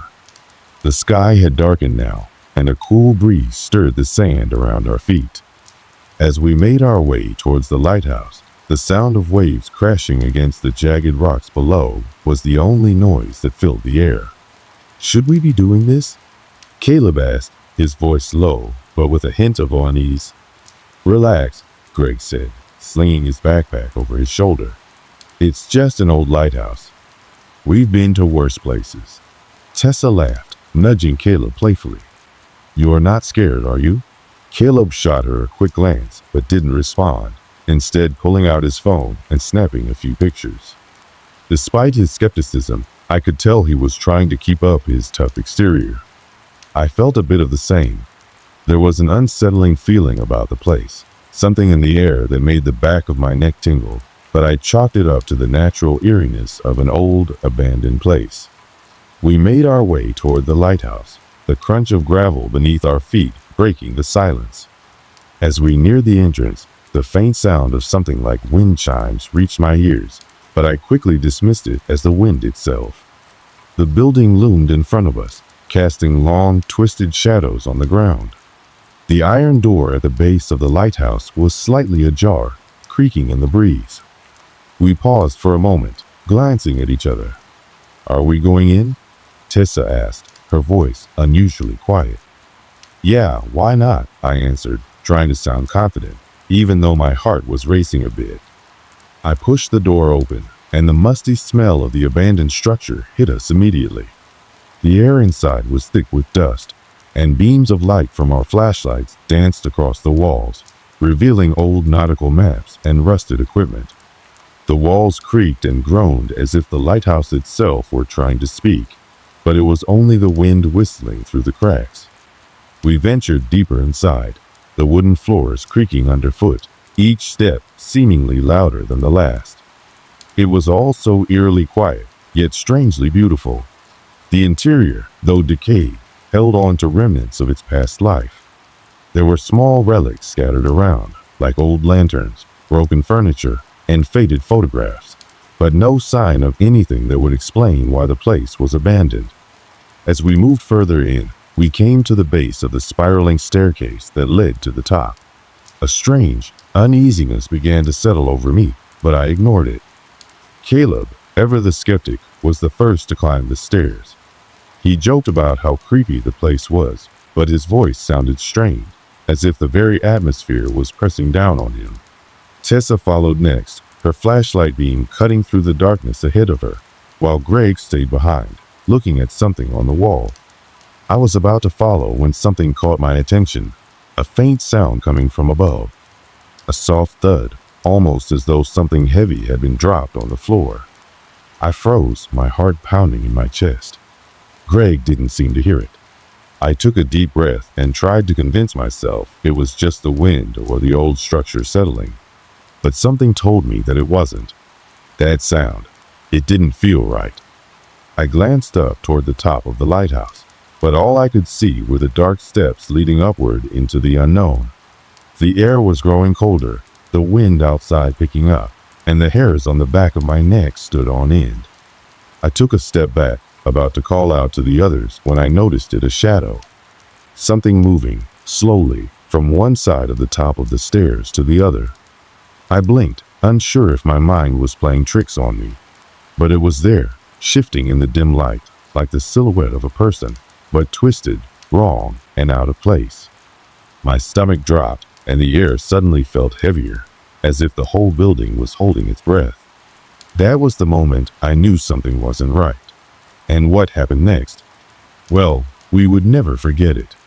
The shadow I had seen at the top of the stairs was gone as quickly as it had appeared. I blinked, unsure whether my eyes had played tricks on me. My heart raced, and for a moment, everything in the lighthouse seemed still, frozen.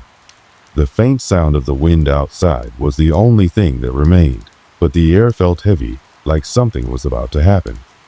I shook my head, trying to rationalize what I had just seen. It had to have been my imagination, right? It was dark, old buildings creaked, and the wind played tricks on your mind. But still, I couldn't shake the feeling that something wasn't right. I hesitated for a moment, looking up the staircase again. The dark, spiraling steps beckoned, but now I wasn't so sure I wanted to climb them. I glanced back toward Greg, who had already moved on to the second floor, his flashlight illuminating the walls in front of him. "Everything okay?" Greg called out, his voice carrying a bit of concern now. He had been one of the more fearless ones in our group, always eager to push forward, but his tone sounded slightly different now. His eyes, when they met mine, had a questioning look in them. "Yeah, I thought I saw something," I said, my voice trailing off. "Saw something? Like what?" Greg asked, stepping down the stairs to stand next to me. "Like a shadow," I explained, trying to keep my voice steady. "Moving at the top of the stairs." But it was too quick for me to make out any details. Greg didn't seem convinced. He glanced up at the staircase, scanning the dark shadows above. "You sure it wasn't just your eyes playing tricks on you? It's pretty dark in here." I nodded slowly, but deep down, I wasn't sure. There was something about that shadow, something that didn't feel like a trick of the light or my mind. It felt like it had purpose, like it belonged there. But I kept that thought to myself, not wanting to sound like a paranoid fool. Tessa and Caleb had reached the second floor by now. Tessa poked her head over the railing, peering down at us. "What's going on down there? You guys coming up or what?" Yeah, we're coming," I replied, forcing a smile. "Just making sure the place isn't haunted yet." Greg laughed and rolled his eyes, but I could tell he wasn't as nonchalant as he was trying to appear. He gave me a brief look before heading up the stairs, his footsteps heavy against the creaking wood. I stayed behind for a moment longer, staring up at the dark staircase. I couldn't shake the sense that we weren't alone. It was ridiculous, right? The place was empty. We had checked every corner. But still, something tugged at my gut. Taking a deep breath, I forced my legs to move, following Greg and the others upstairs. As I made my way up, I couldn't help but glance over my shoulder once more. The lighthouse seemed to have a way of making me feel like something was always just out of sight, always just behind me. My skin prickled, and I picked up my pace, eager to join the others. The second floor was even more decrepit than the first. Dust covered every surface, and cobwebs hung from the corners. The room was filled with broken furniture, old crates, and rusted nautical equipment. The walls, once white, were now stained with years of neglect. The air was thick with the smell of mildew, and every step seemed to echo in the silent space. Tessa and Caleb were already exploring, poking around the debris like it was just another ordinary adventure. But I couldn't quite focus on their chatter. I kept glancing over my shoulder, still feeling that unsettling presence. Hey, Caleb, Greg said, breaking my concentration. You get a good shot of that old map on the wall? Caleb, who had been quiet until now, turned to Greg with a half smirk. Yeah, I got it. But honestly, this place is just too quiet. It's creeping me out.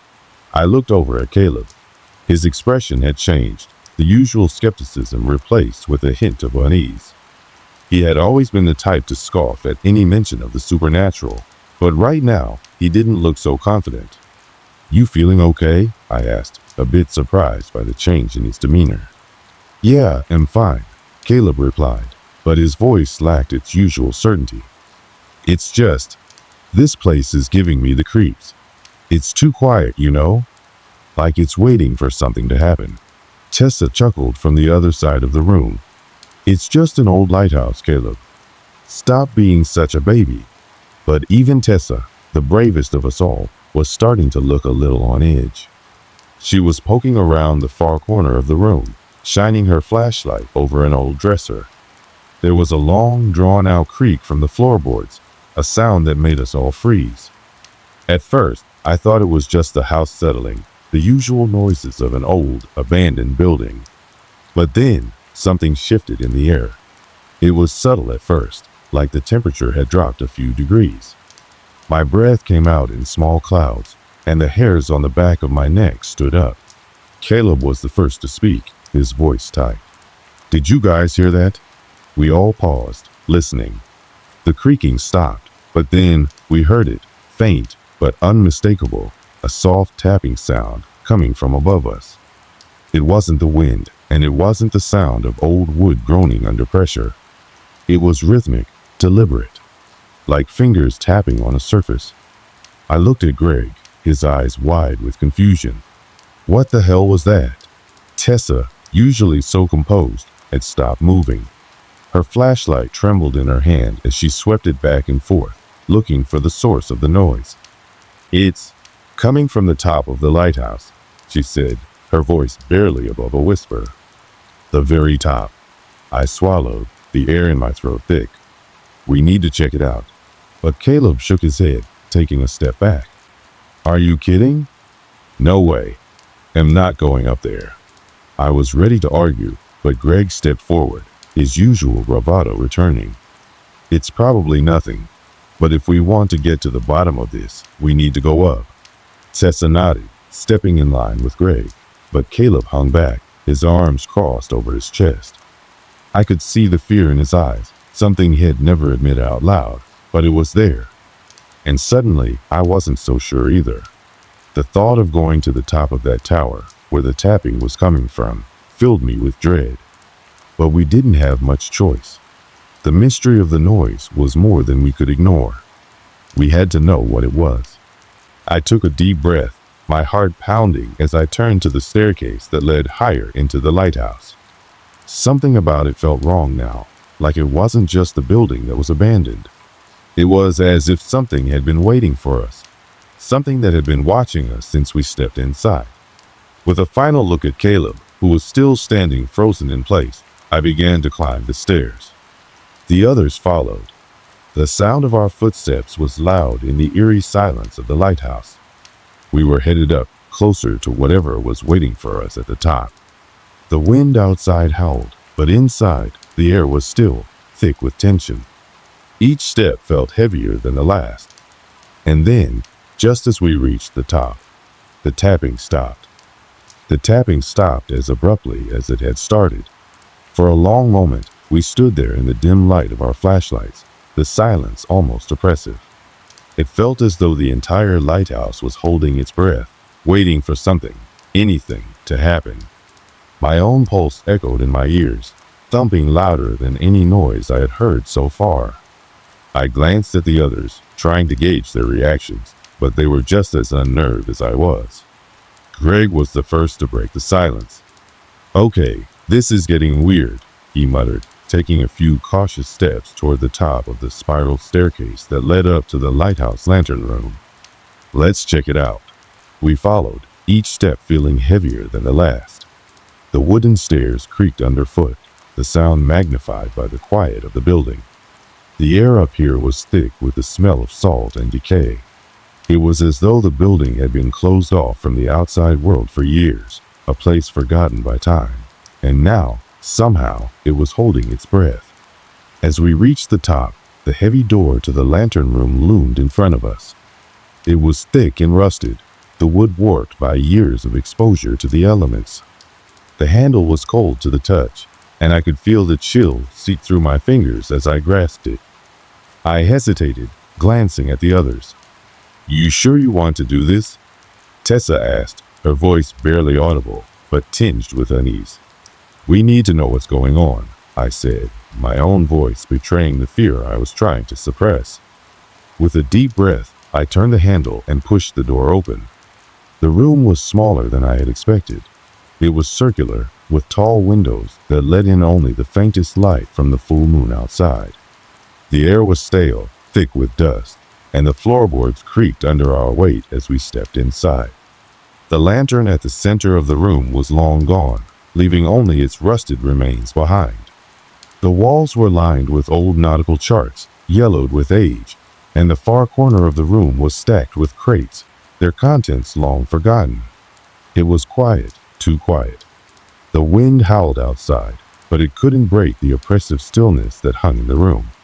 We spread out, each of us scanning the room, looking for something, anything, that could explain the strange happenings. My flashlight swept across the walls, lingering on the maps, but nothing stood out. Still, I couldn't shake the feeling that something wasn't right. My eyes kept drifting to the far corner of the room, where the crates were stacked, shadows shifting unnaturally in the dim light.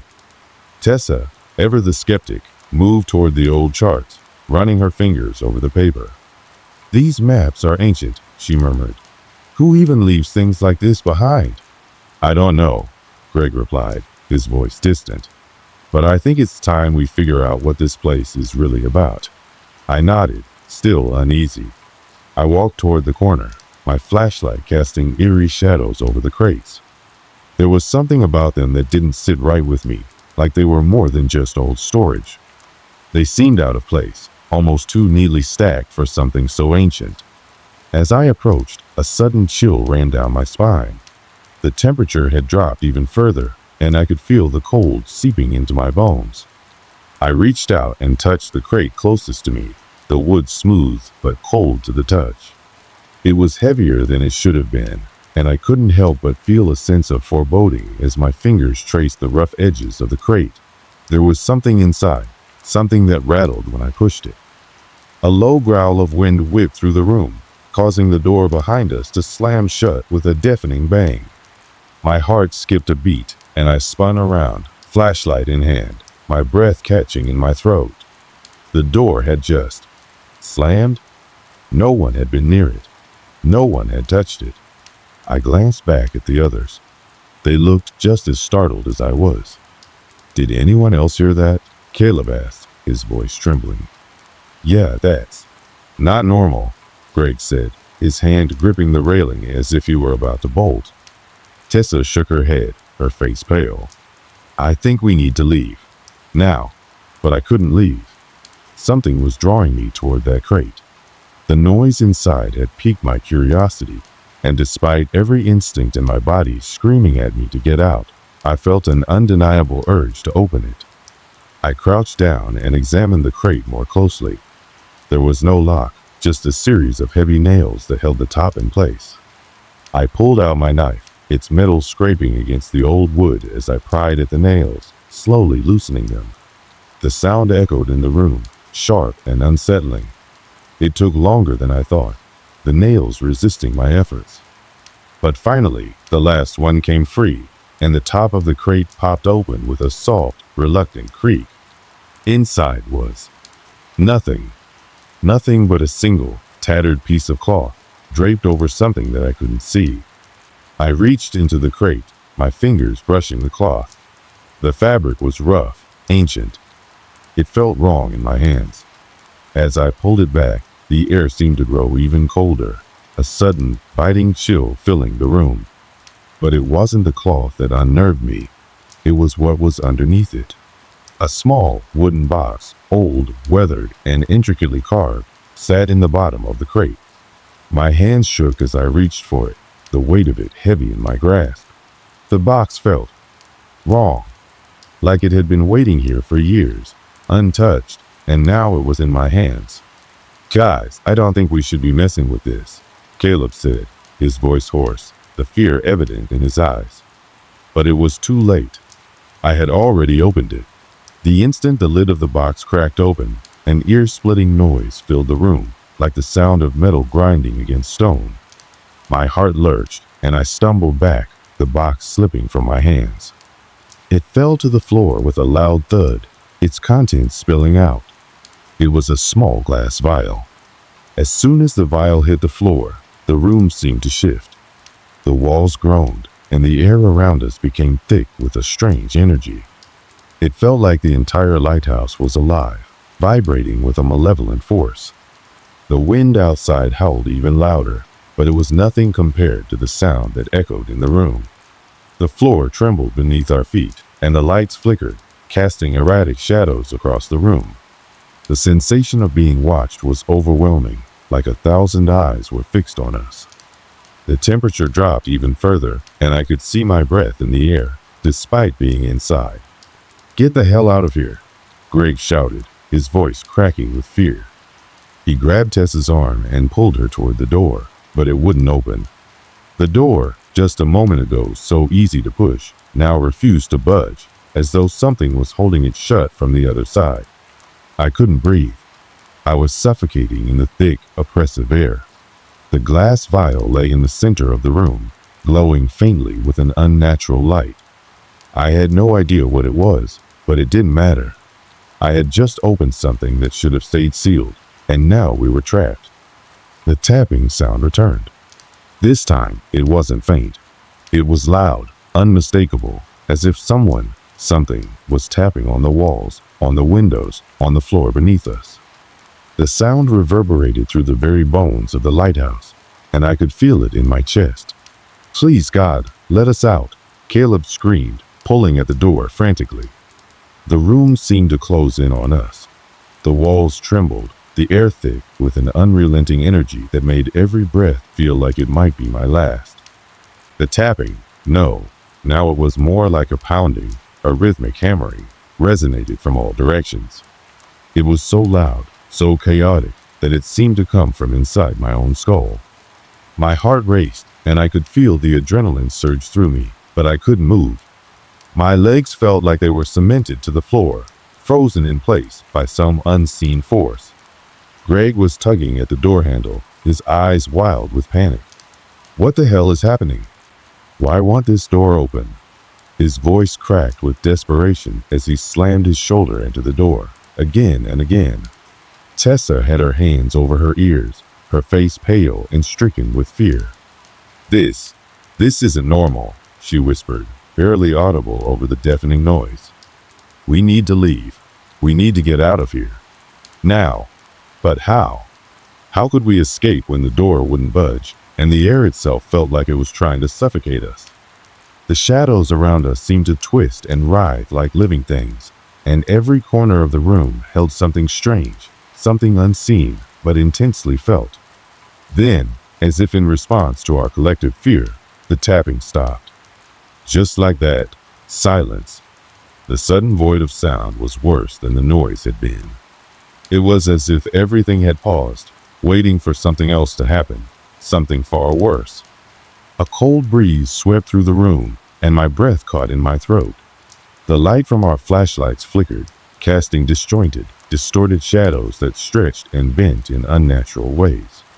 The temperature plummeted further, to the point where I could see my breath in the air, thick and clouded. My skin prickled, the hairs on the back of my neck standing on end. It was the kind of cold that cuts deeper than just temperature.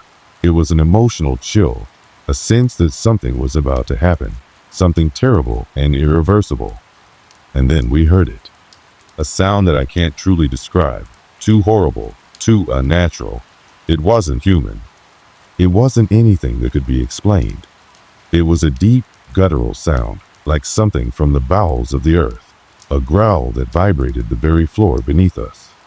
Caleb, who had been standing frozen by the crate, suddenly gasped and pointed toward the center of the room. Look! Look at the vial.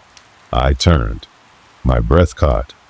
The glass vial was no longer lying innocently on the floor. It was glowing.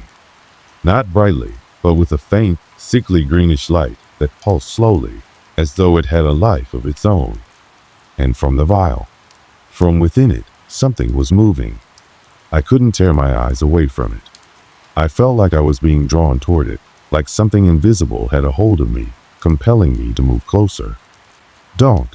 Tessa shouted, her voice barely audible, strained with terror. But it was too late. Before any of us could react, the room seemed to erupt. The shadows in the corners of the room twisted violently, almost alive. The walls groaned, a sound so horrific it made my stomach turn, and a massive crack appeared in the ceiling, as though the very structure of the lighthouse was splitting open. I staggered back, a flood of adrenaline coursing through my veins, but it wasn't enough. A figure, no, not a figure, but a presence, materialized in the center of the room. Something so unnatural that my mind recoiled from trying to comprehend it. It wasn't human, not in any way that I could recognize. It was an elongated, shadowy form, its limbs far too long, its body unnaturally thin. But there was a shape, a grotesque shape, pulling itself together in the very air. Its eyes, if they could be called eyes, were two smoldering, inky pits, glowing with an otherworldly fire. The darkness that made up its form seemed to pulse and shift with each breath it took. I couldn't tear my gaze away from it. It was as though my body had frozen in fear, my limbs too heavy to move. It let out a low, vibrating hiss, a noise that felt as though it was not only in my ears, but inside my mind, twisting and pulling at my thoughts. I wanted to scream, but the words didn't come. It reached out toward us, and the air itself seemed to distort with its movement.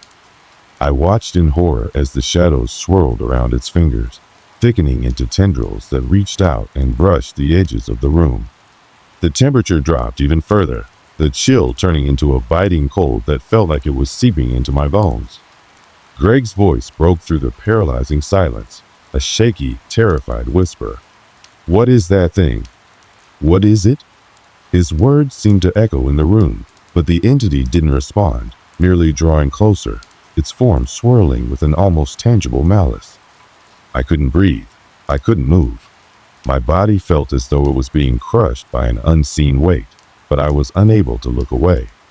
The figure, whatever it was coming closer, its gaze locked onto us, and it seemed to be feeding off our fear. I could see the way its eyes glinted, almost savoring our terror, like it was drawing power from it. It stretched its long, twisted arm forward, and the air around us seemed to snap, like the very fabric of reality was breaking. The closer it got, the more the walls trembled, as though the lighthouse itself was screaming in pain. Tessa screamed and ran toward the door, pushing herself against it with all her might, but the door didn't budge. She pounded her fists against it, but the sounds of her cries were drowned out by the awful noise of the figure's approach. Greg was beside her now, both of them desperately clawing at the door, but it was as if they were trapped in a nightmare where nothing made sense. And then I heard it. A voice, soft yet deafening. It didn't come from any of us, yet it felt like it was inside my head, echoing through every fiber of my being.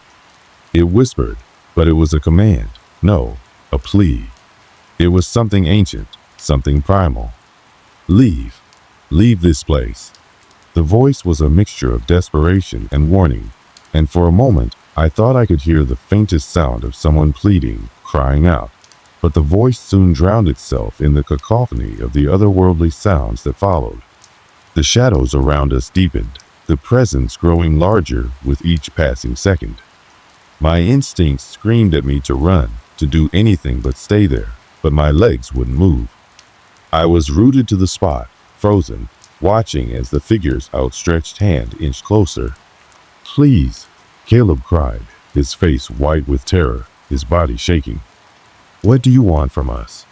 There was no answer, but the air grew heavier, the oppressive presence growing more tangible with every passing second. Then the ground beneath us rumbled. a deep, unnatural vibration that seemed to come from the very heart of the lighthouse. The light from our flashlights flickered one last time before going completely out. And then the room went dark. The darkness that enveloped us was thick, an oppressive void that seemed to swallow every sound, every thought, every breath. I couldn't see my hands in front of my face, couldn't hear anything but the pounding of my own heart in my ears. I tried to move, tried to make sense of the chaos around me, but my body was still locked in place, as if the very air was holding me captive. Then something changed. A deep, resonating crash echoed from above us, followed by the unmistakable sound of something massive hitting the floor. The figure, whatever it was gone. The air was no longer suffocating, no longer filled with that thick, malicious presence. The darkness began to recede, slowly at first, then all at once. And just like that, the lighthouse was eerily quiet once more. I blinked, trying to adjust my eyes, but the harshness of the new silence was almost as jarring as the noise had been. I could hear the ragged breathing of my friends, their heavy gasps filling the space around me. We were still alive. We were still here. I staggered toward the door, my legs shaky, but the handle turned easily under my grasp. I threw open the door, and the cool night air rushed in, a welcome relief after the stifling tension inside. The moonlight bathed the exterior of the lighthouse, its pale glow almost serene after the horror we had just experienced. But as I stepped outside, something in the pit of my stomach dropped.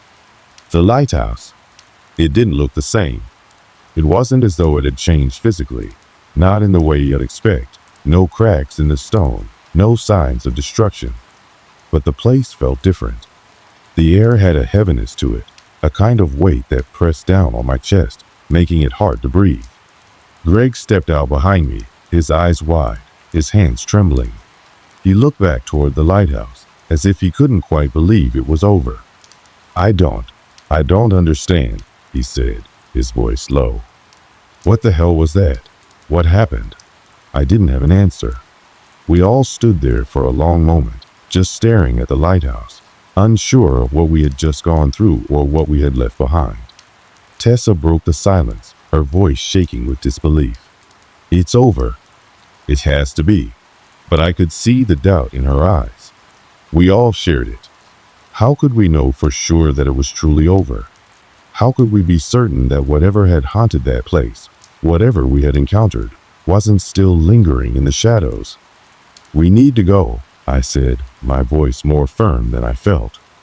"We need to get as far away from here as possible." No one argued.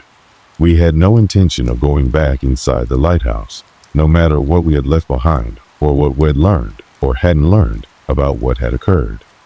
As we made our way down the winding path away from the lighthouse, I noticed something strange.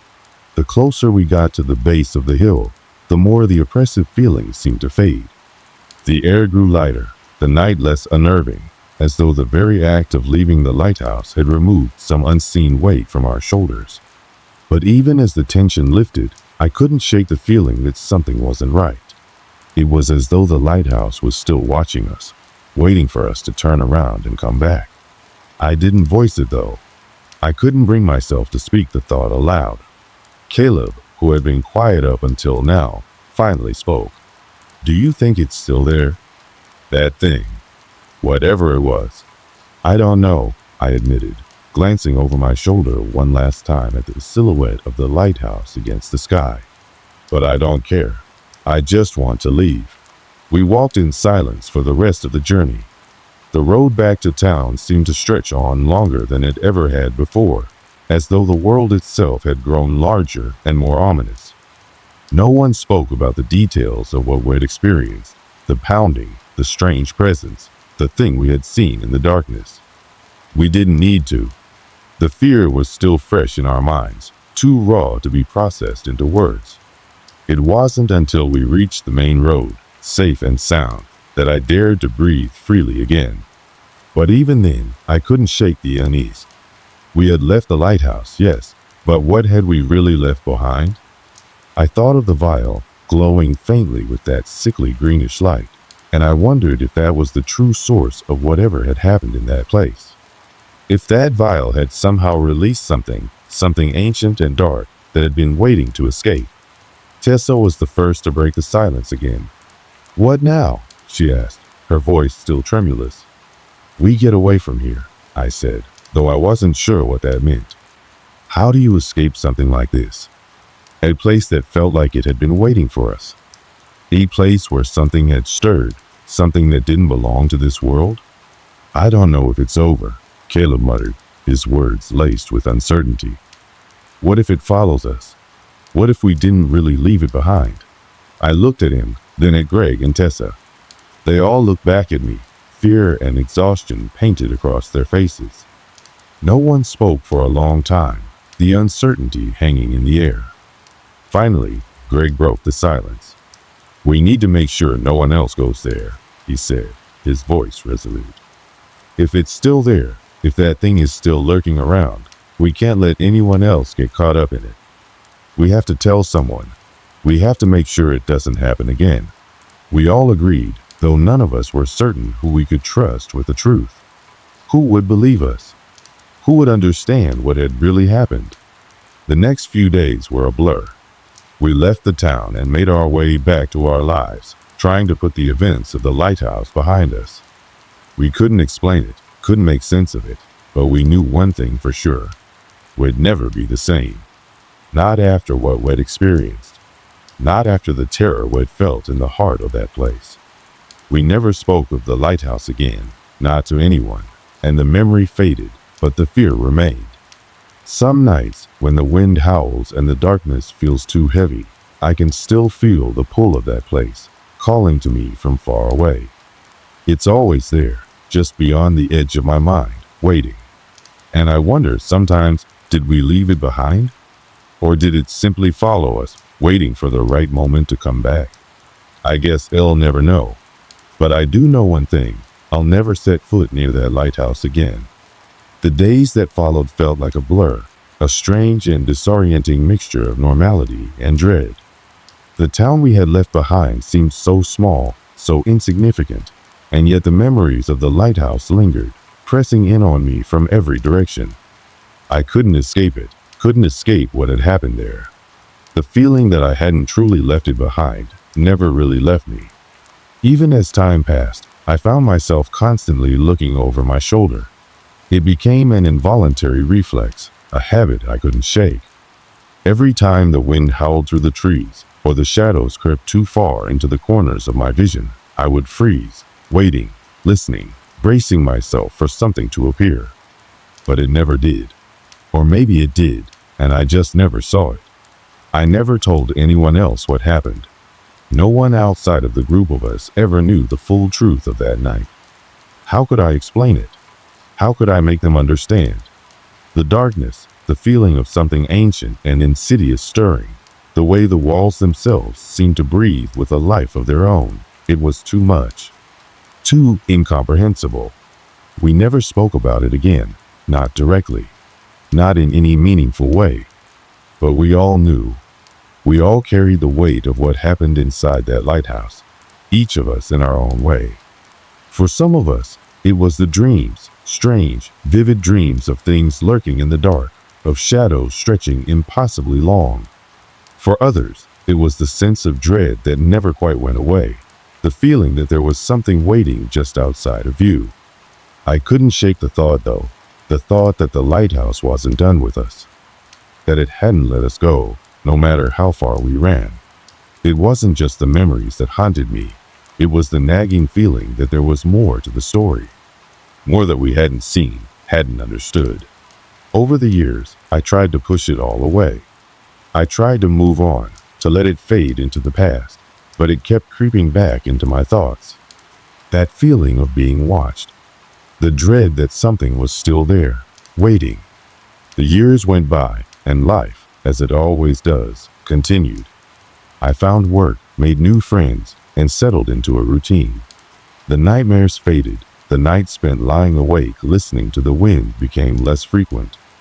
But still, I never could shake the feeling that the lighthouse was out there, still watching, still waiting. One day, Years after that night, I found myself back in the town. It wasn't planned, and I didn't even know why I went. But there I was, standing on the edge of the road leading up to the lighthouse, staring at its silhouette against the dying light of the evening sky. It looked so ordinary in the daylight. The stone tower stood against the sky, its windows dark and silent. The land around it was still, the air filled with the usual sounds of a quiet evening. But I knew better. I knew what had happened there. I knew what that place had done to us, what it had taken. I stood there for what felt like an eternity, unable to move, unable to look away. And then, in a single, terrible moment, I understood. I understood that it would never truly be over. The lighthouse, the thing we had encountered there, it wasn't something that could simply be escaped. It was a part of us now, a part of our history, something that would follow us as long as we lived. I didn't go back inside. I didn't need to. I knew that the place itself wasn't the problem. The problem was that it had already become a part of us, woven into the fabric of who we were.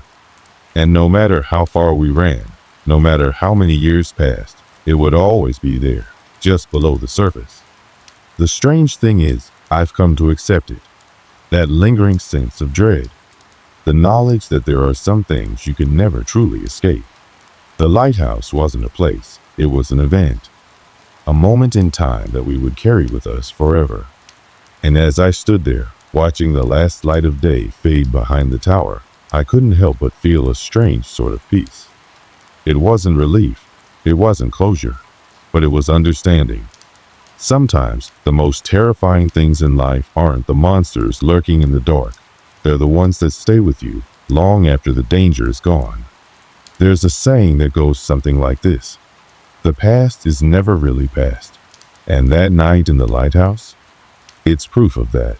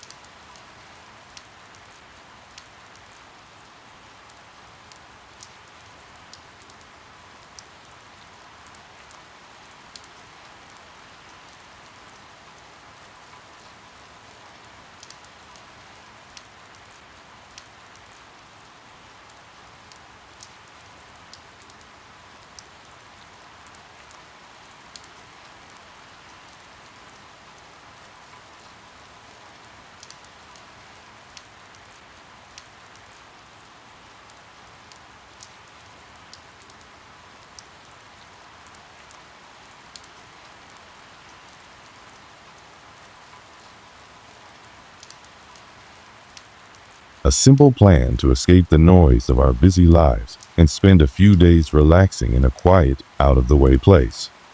We were all in our late 20s, working full-time jobs and trying to find moments of peace. So when one of us stumbled upon an old hotel nestled in the woods, we were eager to check it out. It wasn't advertised as a luxury resort or anything, just a quaint, old-fashioned hotel tucked away from the hustle of the city. It was a cold winter evening when we arrived, the air crisp and sharp against our faces. The drive up had been uneventful, just the hum of the engine and the sound of our chatter filling the car. As we approached the hotel, it looked like something straight out of a storybook. It was an imposing building, tall and narrow, with dark wooden panels and tall windows that seemed to stretch endlessly into the sky. The hotel had clearly seen better days. The paint was peeling in places, and the stone steps leading up to the front door had cracks running through them. Yet, there was a strange charm to it. There were 4 of us on this trip, myself, and 3 of my closest friends. We all had different backgrounds, but we shared one common thing, a need to step away from the demands of life and relax for a bit.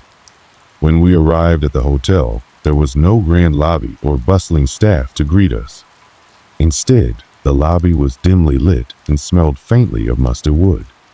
There was an old-fashioned check-in desk, manned by a woman who could have been in her late 60s. Her gray hair was pulled back in a tight bun, and she looked at us over the top of her glasses with a look that seemed both tired and knowing.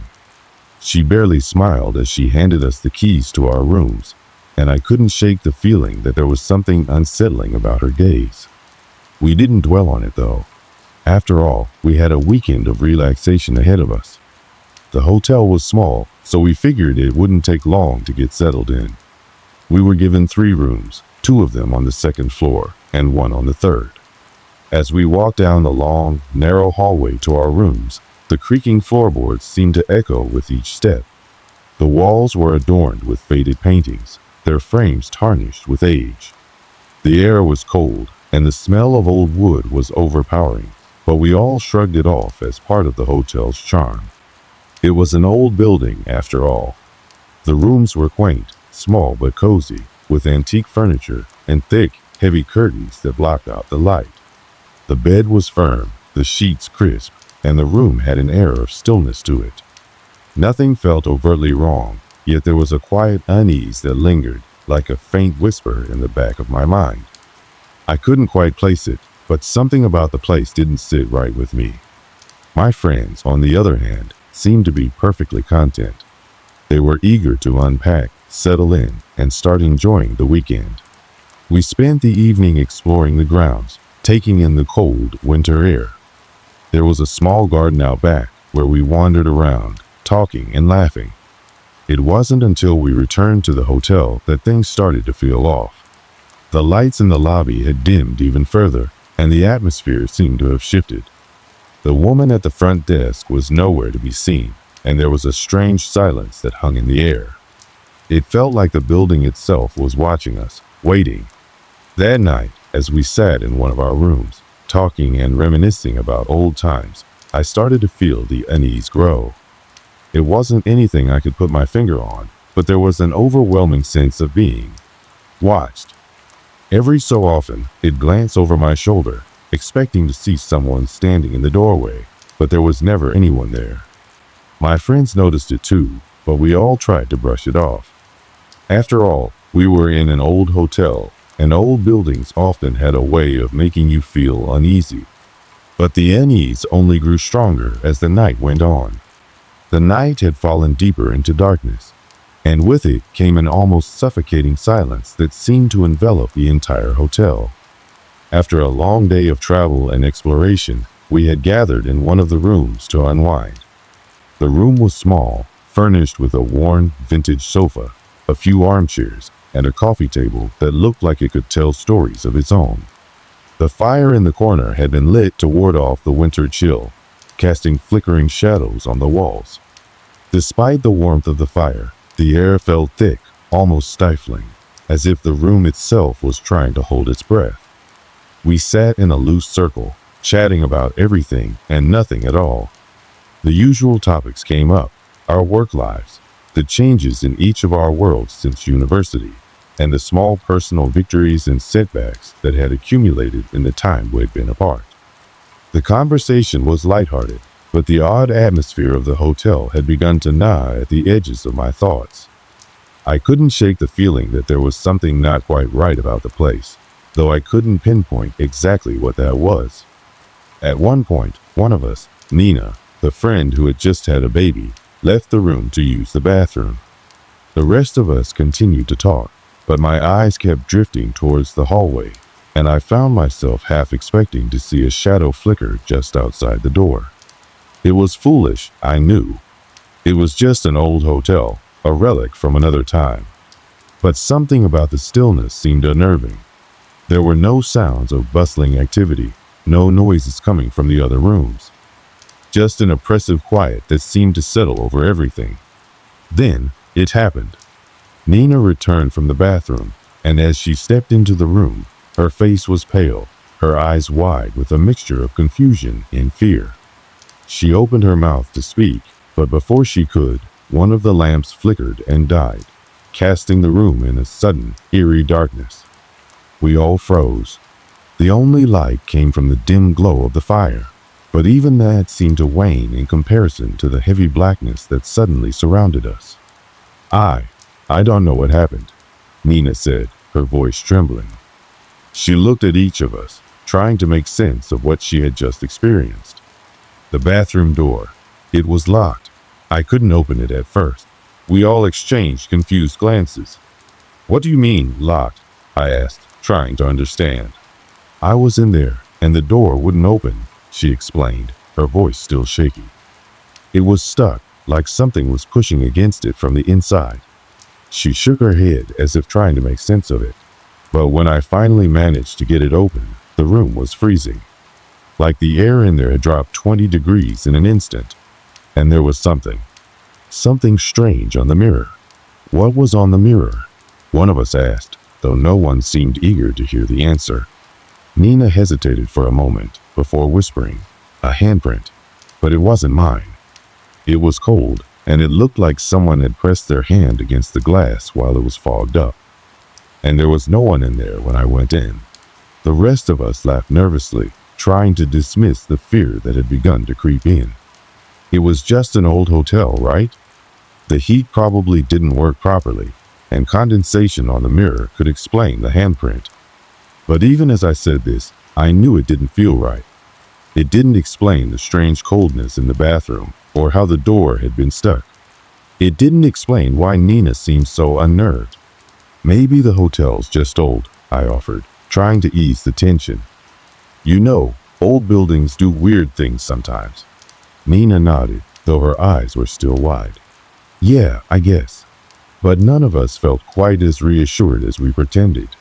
The flickering light seemed to deepen the shadows in the room, and for a moment, the whole place felt off, like something was quietly watching us from the corners. We decided to try and shake off the unsettling feeling.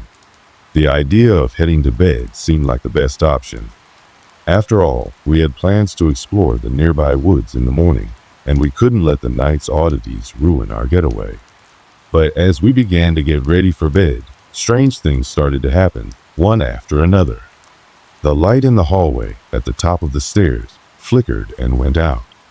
We thought it might have been a power surge, but then we heard something, a faint scraping sound coming from the walls, like fingernails gently dragging across the plaster. I walked over to the window and pulled back the heavy curtains, peering out into the darkened courtyard. There was nothing there. No one. Just the dark, empty air. "Maybe it's just the wind," I said to myself, but the words sounded hollow, even to my own ears. The others had begun to feel the unease too. Every time the wind howled outside or a door creaked, one of us would jump, eyes wide, glancing nervously around. We kept our voices low, as if by speaking too loudly, we would somehow provoke whatever was hanging in the shadows. Eventually, we all went to bed, but I couldn't shake the feeling that something was wrong. I tossed and turned, the blankets feeling too heavy, the air too thick. My mind raced with thoughts of Nina's experience in the bathroom, the handprint on the mirror, and the odd, inexplicable coldness she had felt. That night, I heard footsteps. Soft, deliberate footsteps, like someone walking down the hall. But when I checked, no one was there. I heard the sound again, closer this time, and it was impossible to ignore. My heart began to race, and I pulled the covers up tighter around me. I couldn't sleep, not with that sound lingering just outside my door. But eventually, the steps stopped. The silence that followed was suffocating. It wasn't the comforting quiet of the night, it was something else. Something unnatural. The room felt colder, despite the warmth of the fire, and I couldn't help but feel as though someone, or something was watching me.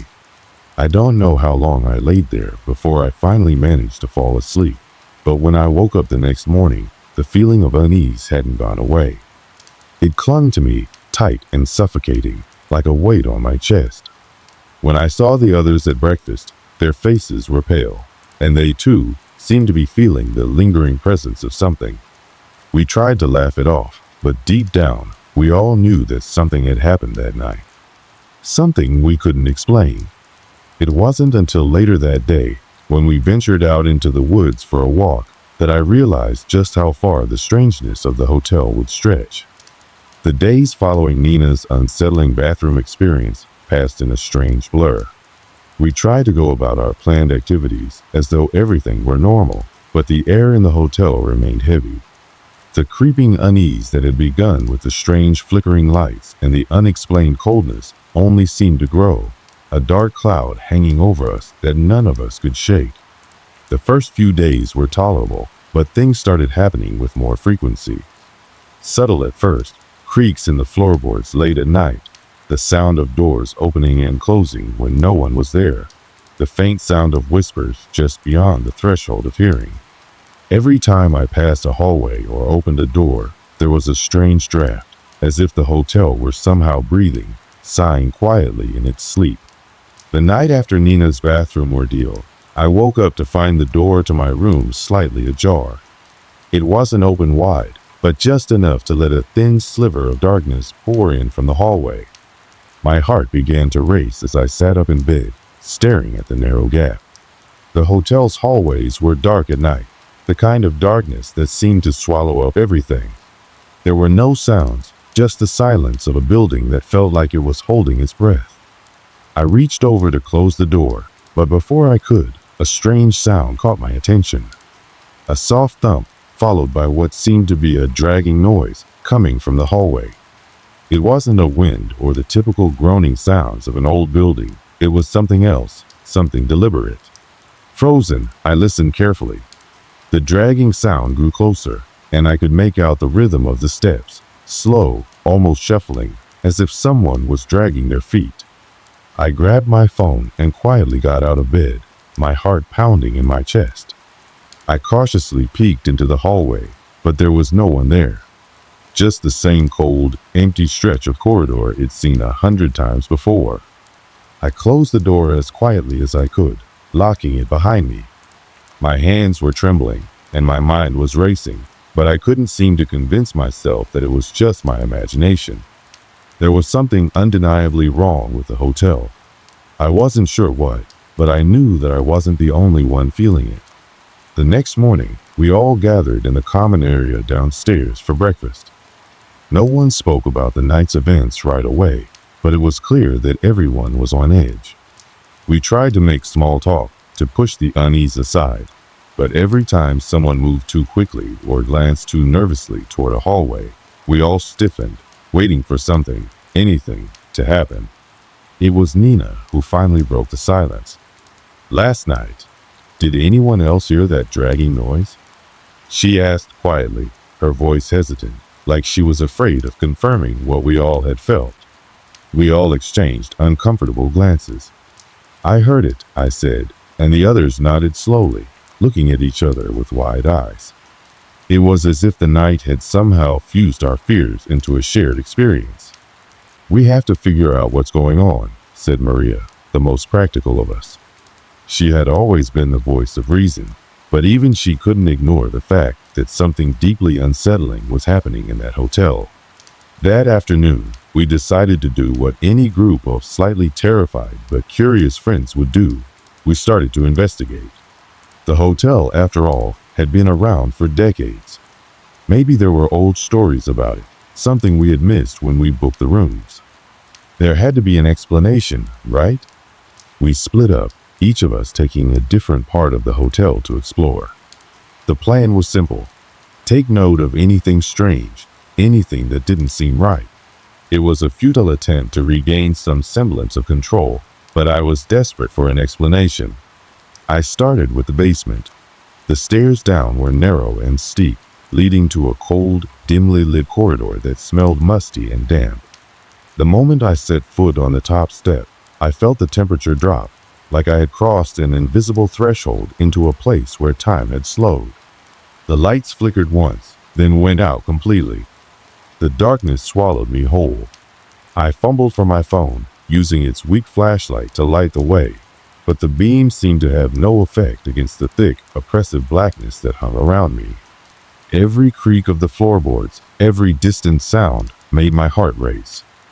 I took a few cautious steps forward, the sound of my own footsteps echoing unnervingly loud in the silence. As I walked, I noticed something odd. The walls of the basement seemed to stretch and warp, the plaster buckling in places as though the building was groaning under its own weight. There was something about it, an unnatural curve to the walls, as if the space itself didn't want to be explored. I reached the far end of the basement, where there was an old storage room. The door was slightly ajar, and I could see a faint glow coming from inside, though I couldn't tell what it was. I hesitated for a moment, the hairs on the back of my neck standing up, but curiosity pushed me forward. When I stepped inside, my breath caught in my throat. There, on the floor, was a pile of old, dusty books. But it wasn't the books that caught my attention. It was the message scrawled across the floor in what looked like chalk. "Help me." It was hastily written, as though someone had scratched it out in a panic, but the words seemed to shimmer in the dim light, as though they had just been written, fresh, not old, and faded like the books around them. My blood ran cold, and a sudden wave of dizziness swept over me. I had no idea what I was looking at, but I knew I needed to get out of there. I bolted upstairs, breathless and disoriented, and found the others waiting for me. They had clearly sensed that something was wrong. "Did you find anything?" Maria asked, her voice tight. I couldn't speak at first, still shaken by what I had seen. "There's something down there," I finally said, my voice barely a whisper. Something not right. As I described what I had found, the others exchanged uneasy glances. But there was no time to discuss it further. Suddenly, the lights flickered again, this time going out completely, leaving us in pitch darkness. We waited for a moment, expecting the usual return of light, but it didn't come. Panic began to seep into the edges of my mind. We weren't alone anymore. There was something else in the hotel with us, something that had been waiting, watching. And then, just when I thought things couldn't get worse, the air grew colder, and the unmistakable sound of footsteps, slow, deliberate, heavy, began to echo down the hallway. We weren't imagining it. Something, or someone, was here. The hotel seemed to hold its breath as we stood frozen in the hallway, the cold air pressing in from all sides. The footsteps grew louder, closer. We could no longer deny the truth. We were no longer alone in this place. The sound was unmistakable, slow, deliberate, and unmistakably human, yet unnatural. "Did you hear that?" Nina whispered, her voice barely audible as she pressed herself against the wall, her eyes wide with terror. "I hear it," I replied, my throat tight, the words barely escaping as if they too were afraid to speak. The others didn't say anything. They didn't need to. We were all hearing the same thing. Something, or someone, was approaching. The sound echoed down the hall, and as it grew louder, the temperature in the corridor dropped even further. My breath came out in invisible clouds, and I could feel the cold seep into my bones, chilling me from the inside out. Without thinking, I reached for the doorknob of the nearest room and yanked it open. We all piled inside the small space, the door slamming shut behind us, our breaths ragged in the freezing air. The room was bathed in darkness, the faint glow of our phones casting weak, trembling light against the walls. I could hear it now. The footsteps had stopped right outside the door. There was a brief moment of silence, but it was the kind of silence that screamed at you, that told you something was about to happen, something you weren't prepared for. Then came the knock. It was soft at first, gentle, almost tentative, but it was undeniably there. Knock, knock, knock. My heart pounded in my chest, my blood running cold as I stared at the door. As if by some miracle, I could will the sound to stop. I could feel everyone else in the room holding their breath, the collective fear so thick it was suffocating. Then, the voice. It was faint at first, like a whisper carried on a breeze, and yet it was distinct enough that we could make out the words. "Let me in." A chill swept through the room, and I could see the others tense, their faces pale with fear. No one moved, no one spoke. The room seemed to shrink around us, closing in like a trap. That voice, it wasn't just any voice. There was something wrong with it. Something off. It sounded distorted, as if it came from a place deep inside the walls, twisted by time and darkness. The knock came again, this time louder, more insistent. "Let me in." We all exchanged terrified glances, but no one dared to speak. What was it? Who was it? And why was it here, in this godforsaken hotel? My mind was racing, but nothing made sense. We had all heard the strange noises, the footsteps, the whispers. But this was something different. It was as if the very walls of the hotel were alive, reacting to us, watching us. But who, or what, was on the other side of that door? Then, without warning, the door handle began to turn. I froze. The others were still as statues, eyes wide with fear. The handle turned slowly, deliberately, as though the thing outside was savoring the moment, enjoying the terror it was causing us. It creaked loudly, and then, silence. I couldn't move. My legs felt like lead, my body paralyzed with fear. I wanted to scream, to shout, to do anything to break the silence, but I couldn't. And then, the door opened. Not violently, not with the force of something trying to break through. It was slow, calm, as if it had all the time in the world to get what it wanted. The door creaked open to reveal nothing but the dark hallway. But the thing was there. I could feel it, right there in front of me. I could almost taste its presence, thick and suffocating. Something was standing just beyond the threshold, something I couldn't see, but could feel in every fiber of my being. The hair on the back of my neck stood on end, my pulse racing as I stared into the blackness. Then, a figure appeared from the shadows, its form faint but unmistakable. A shape, humanoid but distorted, its limbs long and unnaturally thin. It was like a reflection in a broken mirror, something that shouldn't be. The figure took a step forward, and I saw its face. At first, I thought it was just the shadows playing tricks on my mind, but then I realized it wasn't a face at all. It was a blank void, nothingness where features should have been. Just a smooth, featureless surface, pale and glistening like the skin of a corpse. I couldn't breathe. I couldn't move. My body was frozen in place, my mind screaming at me to run, to do something. But all I could do was stare, horrified, at the thing before me. It took another step forward.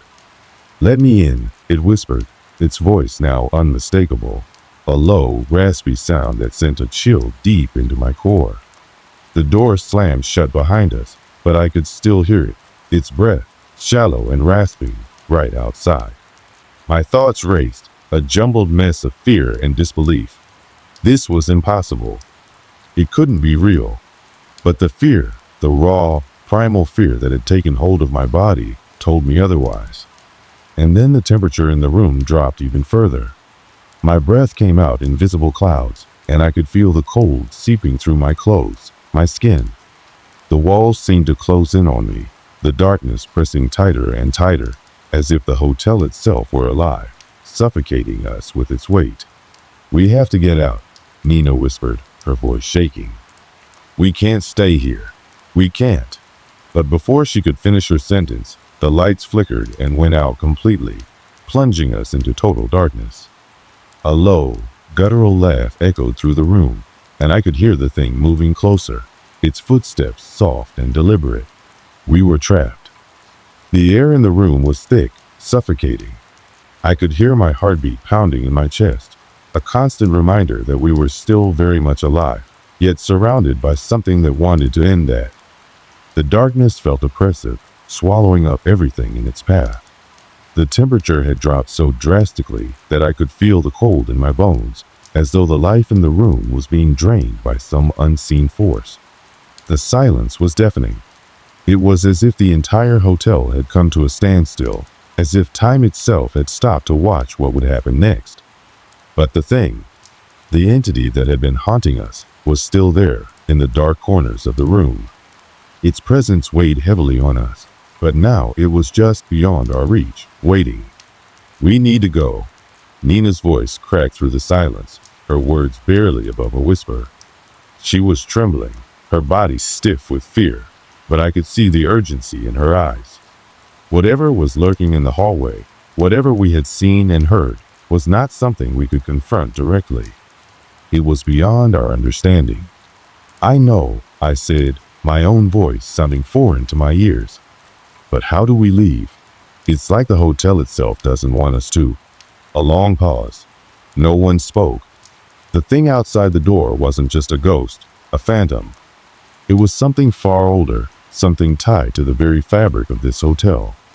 Whatever was left of it had become a part of the building, a malignant force that wanted to make sure we never left. "Maybe we can try to find another way out," Marcus said, breaking the silence with a slight tremor in his voice. His face was pale, his eyes wide with a mixture of fear and resolve. "There must be a back door or something." We all nodded in agreement, but I could tell no one was convinced. It wasn't just about leaving, it was about escaping the nightmare we'd fallen into. The hotel had somehow become a prison, and no matter where we went, the thing we had seen and heard would be right there, waiting to trap us again. I could hear Marcus fumbling around in the dark, trying to find his phone. The dim glow of a flashlight flickered to life in his hand, casting eerie shadows on the walls.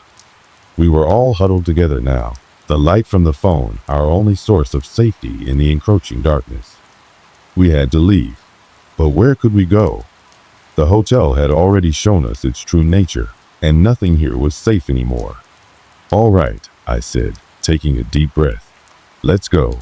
Stay close to me, and don't make a sound." We moved quickly, the sound of our footsteps muffled by the thick carpet beneath us. Every door we passed seemed to hold its breath, as if the rooms themselves were waiting to reveal their secrets.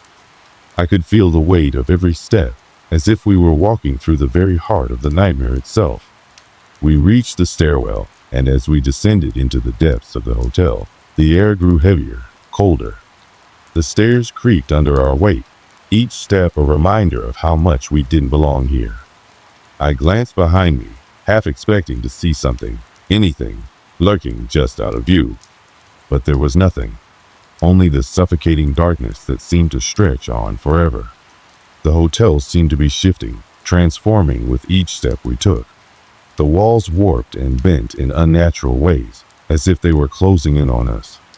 The once familiar layout had become a maze, a labyrinth that twisted and turned with no clear exit. We rounded a corner, and there it was, the back door, the only way out. I could see the faint light from the streetlights outside, filtering through the cracks around the doorframe, a welcome sight after what we had been through. But as I reached for the handle, something stopped me. A cold hand brushed against my shoulder. I whipped around, my heart racing, but there was nothing there. Nothing but the dark, empty hallway. Yet I could feel it. The presence. The thing that had followed us, had haunted us every step of the way. It was still here, in this very moment. I didn't say anything to the others. I couldn't. We were so close to escaping, and I couldn't risk losing that now.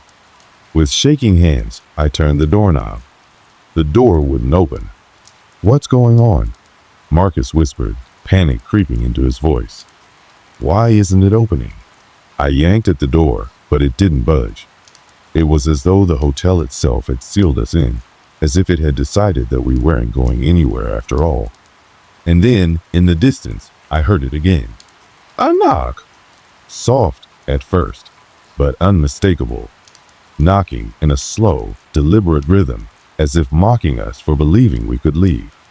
My blood ran cold. The sound seemed to come from everywhere, as if the walls were closing in on us. "We have to get out of here," Nina cried out, her voice shaking with terror. She rushed toward the door, pulling at it with all her might, but the door was still locked. We were trapped again, like rats in a cage. It was then that I realized we weren't just dealing with a ghost. We were dealing with something far older, something that had claimed this place long before we had arrived. Whatever force haunted this hotel had grown stronger over the years, feeding on the fear of anyone who dared to stay too long. And now, we were paying the price for our curiosity. I could hear the knock again, louder this time, and then the voice, faint but unmistakable, whispered through the cracks in the door. "Let me in." It was then that I understood. We couldn't escape. The hotel wasn't just a building, it was alive, and it was never going to let us go. Every escape route, every exit, had been blocked by something that existed within the very walls. We never found a way out. Not physically, at least. The hotel, or whatever had become of it, had a way of making us feel like we had all the time in the world, while subtly dragging us deeper into its grip. We never saw a door open again. No streetlights filtered through the cracks. The hotel, once an imposing figure of mystery and intrigue, had become a prison, a cage that wrapped itself around us tighter with each passing hour. At some point, I stopped counting the days. Time blurred together. We moved through the hotel's halls as though we were ghosts ourselves, part of its twisted design. The once vibrant, cluttered space had become as cold and sterile as the silence that followed us. We would find ourselves drawn to certain rooms, to areas that held some kind of gravitational pull, like the darkness knew we were meant to be there. Marcus and Nina still held on to hope. There were moments, fragile, fleeting moments, when they would try again, trying another door, desperately trying to open a window, seeking something. But it always ended the same way. They would return, silent, broken. I could see it in their eyes. They knew the truth. There was no escape. There was a strange kind of peace that followed the hopelessness. Perhaps it was the resignation to the fact that we were now a part of this cursed place, that the hotel had consumed us completely. Perhaps it was the hotel itself. Its walls, its ancient, decaying structure, was now woven into the very fabric of our being. Every night, we would sit together in one of the rooms, still and silent, waiting for something to happen. But nothing did. The knocking had stopped, the whispers too. It was as though the hotel had given up its attempts to terrify us. Now, it just watched. We grew weaker in mind and body. I could see how the others had changed. Their faces were gaunt, eyes sunken, as though they had given up on sleep entirely. It was hard to remember what day it was, or if time even mattered anymore. We had become part of the hotel's unyielding, oppressive atmosphere. It wasn't until one evening, in the dead of what could have been midnight or morning, that I found it, the answer, or at least the final truth that had been hiding all this time. It wasn't a door or an escape plan. No, it wasn't something we could touch or see. It had been there the whole time. I wandered, restless and hungry for something, anything that could change the course of what had become our existence. My footsteps echoed through the empty halls, like some kind of slow, methodical march toward an unknown fate. It was then I stumbled upon a small, forgotten room, the kind that had no particular shape, no markings, only the old wooden door that had been shut for as long as I could remember. I opened it with a reluctant hand, unsure if I should have. The air was different here, strange, thick with the scent of mildew and dust. As I stepped inside, my foot brushed against something small, something hard. I knelt down, brushing away the dust that had settled on top. It was a key, old and rusted, its edges jagged with age. I turned it over in my hand, a strange sensation crawling up my spine. Suddenly, a memory surfaced, faint, like the fading image of a dream. The first night we arrived, the receptionist had handed me a key. She hadn't told me where it went, but she had told me it was important, that it would open something. But the key didn't fit any of the doors we'd tried. It had remained an enigma, tucked away in my pocket, forgotten until now. I stood there, staring at the key, feeling as though I were holding the answer to everything we'd been through. But it wasn't a way out. It was a reminder that we never really had a choice. The hotel had chosen us long before we ever stepped foot inside. I returned to the others, and we sat in silence, each of us holding our own version of that truth. I showed them the key, but no one spoke. What could we say? We were here now, part of the hotel. Our lives, our future, were no longer in our hands. Perhaps we had never truly left it. And that, in the end, was the most terrifying truth of all. The hotel hadn't trapped us. We had never been free. From the moment we entered, we were already bound to it. We had been drawn into its story, unwilling participants in its endless cycle. The door outside, the one that had once seemed so tantalizingly close, was never meant to be opened. The key was never meant to unlock anything except the inevitable realization that we had become a part of the hotel's history. Its walls would outlast us. Its floors would keep our footprints long after we were gone. And so, as the years slipped by unnoticed, we faded into the shadows of the hotel, our names forgotten by time. We were just another part of the lingering presence that haunted its halls.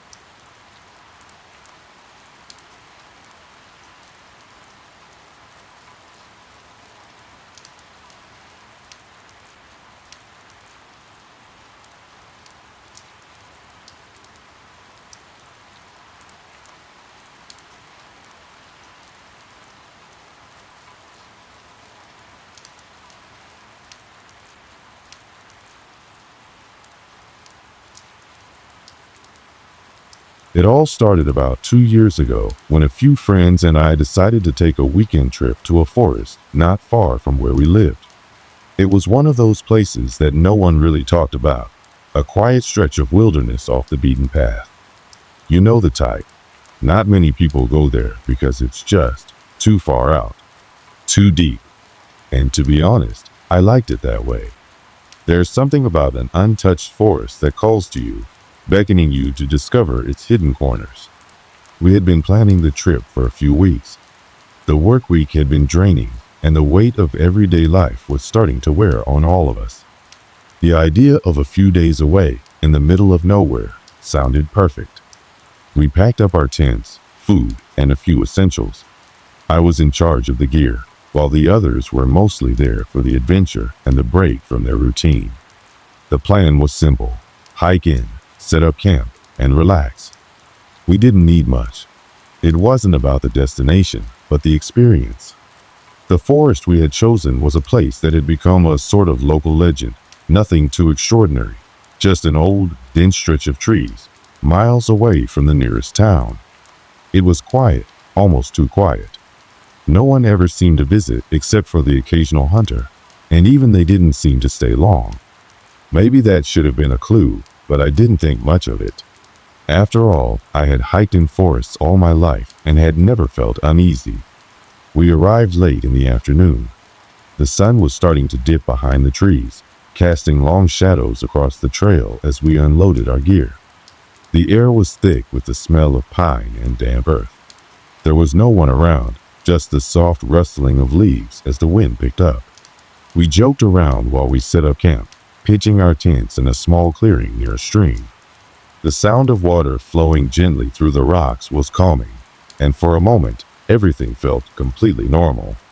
Dinner was nothing special, just some simple camp food, hot dogs and chips. As we ate, we talked about our lives back home, the things that kept us busy. Everyone was in good spirits, relieved to be away from the grind. The topic of conversation eventually turned to the forest itself.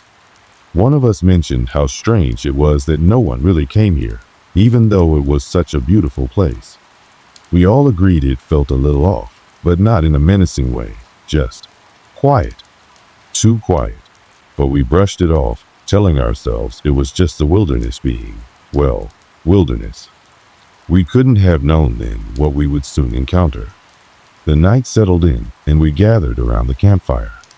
The fire crackled as we laughed and told stories, the orange glow flickering in the dark. The forest around us seemed to watch in silence, the trees standing still like sentinels. It was peaceful, almost too peaceful. The usual sounds of the forest, like the chirping of insects and the calls of distant animals, were absent. For a moment, it felt like we were the only ones left in the world. As the fire burned low, we decided to turn in for the night. I remember feeling a strange sense of calm, but also something else, something unexplainable that settled in the pit of my stomach. The kind of feeling you get when you know something is wrong, even if you can't put your finger on it. I brushed it off and crawled into my sleeping bag, telling myself it was just exhaustion. Sleep didn't come easily that night. I kept hearing strange sounds, like the snapping of twigs in the distance or the faint rustle of leaves. But every time I would stir and listen, everything would fall silent again. I chalked it up to the wind, but a part of me felt uneasy. The next morning, things felt different. It was still early, and the sun had just begun to rise. The air was thick with fog, and the forest looked even more dense than the day before. As I looked around, I felt a chill run through me. Something was off, but I couldn't say why. Everyone was still asleep, so I decided to go for a walk to clear my head. I grabbed my jacket and set off down the trail alone, thinking that the solitude might help me shake the unease that had settled over me. As I walked, the fog seemed to grow heavier, swallowing the path in front of me. The trees felt taller, darker, and the air colder. I felt like I was being watched, though I couldn't see anyone or anything. It was almost as if the forest had come alive in a way I couldn't understand. The deeper I went, the more oppressive the feeling became. Every step seemed to take me further from the world I knew, and the silence around me became more suffocating. When I finally returned to camp, the others were awake, already packing up the tents. They didn't mention anything unusual, but I could see it in their eyes. They felt it too. The day began with the usual sounds of birds stirring in the trees, and the bright morning sun filtering through the thick fog. But there was a strange heaviness in the air, something that lingered just beneath the surface. As the others started moving around the camp, getting the fire going again and pulling out breakfast supplies, I couldn't shake the feeling that something was wrong. There was no clear reason for it, nothing I could point to and say, "This is the problem." But my gut told me we needed to leave, and leave fast. I tried to ignore it. After all, it was just a feeling. I couldn't let it control me. We were all in good spirits, laughing as we prepped our morning coffee and talked about the hike we had planned for later in the day. The forest was still beautiful, the mist adding a certain eerie serenity to everything. But as I glanced at the others, I noticed a subtle change in their demeanor. They seemed a bit off, as if they too could sense the shift in the atmosphere. We sat down for breakfast, our conversations flowing easily at first. But then I noticed something that made me pause. A faint sound coming from somewhere deep within the trees. It wasn't quite a rustling, more like a distant scraping, almost as though something or someone was dragging something heavy along the forest floor. I glanced at my friends, but they didn't seem to notice. I asked if anyone else heard it, but they all just shrugged. "It's probably just some animal," one of them said, dismissing it with a wave of the hand. "Maybe a deer or something." But it didn't sound like an animal. It was too methodical, too deliberate. I listened more intently, but as quickly as it had started, the sound stopped. The air around us grew heavier, and the faint hum of insects that had been in the background seemed to have vanished, leaving a strange, hollow silence. I felt an odd shiver crawl up my spine, but I told myself it was just nerves. Nothing had happened yet. We continued with our plans for the day, but that's when things began to get strange. We decided to take a short hike further into the forest, the path winding through dense trees and overgrown underbrush. The fog had lifted by then, but the forest still felt unnaturally quiet, almost like it was holding its breath. We made our way through the trail, passing by familiar landmarks from earlier in the day, though everything seemed somehow different. The trees looked taller, the shadows deeper. At one point, we stopped at a small clearing to take a break. As we sat down to rest, one of my friends, Ben, pointed toward a set of large rocks near the edge of the clearing. "Hey, is that a footprint?" We all turned to look, and sure enough, there were large, deep impressions in the soil, as if something heavy had stepped there. But the prints were unlike anything we'd ever seen. They weren't animal tracks, too large, too oddly shaped. They were nearly human in form, but stretched out, like someone had dragged their feet through the mud. There was something unsettling about the way they had been pressed into the earth, as if they'd been there for much longer than they should have been. I tried to dismiss it. It could have been anything, right? A bear, a person. There were plenty of explanations, even if none of them seemed to fit perfectly. I made a joke about it, but Ben wasn't laughing. "Those don't look right," he muttered, his voice low, almost uncertain. We moved on, though I noticed that the mood had shifted. Everyone seemed to be on edge now, not saying much, just walking quietly. The trees around us seemed to close in a bit more with every step, and the path grew narrower, harder to follow. I felt the hair on the back of my neck stand up, and my eyes kept darting around, scanning the shadows between the trees. It wasn't long before we encountered something else, something even more bizarre. We came across an old, dilapidated structure deep in the woods. At first, we thought it was just an abandoned cabin, but when we got closer, we realized it was more like a collapsed shack. The wood was rotting, the roof caved in, and vines had overtaken the structure. But what made it strange wasn't the building itself, it was what was inside. At first, I didn't see it, but as I moved closer to the doorway, I noticed a large, broken mirror propped against one of the walls. The glass was cracked, reflecting the eerie light in 1,000 pieces, creating a fractured image of the forest around us. I wasn't sure why, but there was something unsettling about it. I felt an overwhelming urge to turn and leave, but I stayed.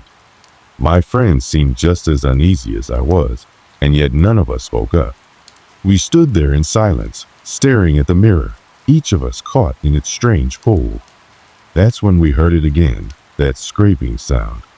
This time, it was closer. Much closer. It was the same sound we'd heard earlier, but now it felt more intentional, more deliberate. I turned around, my heart pounding in my chest, but there was nothing there. No animals, no figures in the trees.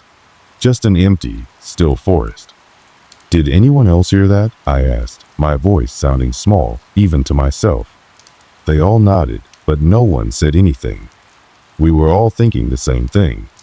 Something wasn't right here. Ben was the first to break the silence. "I don't like this. We should get out of here."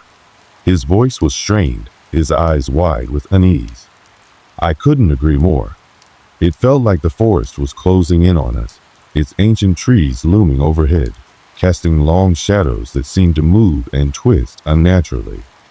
We didn't even have to discuss it. We all turned and started heading back the way we came.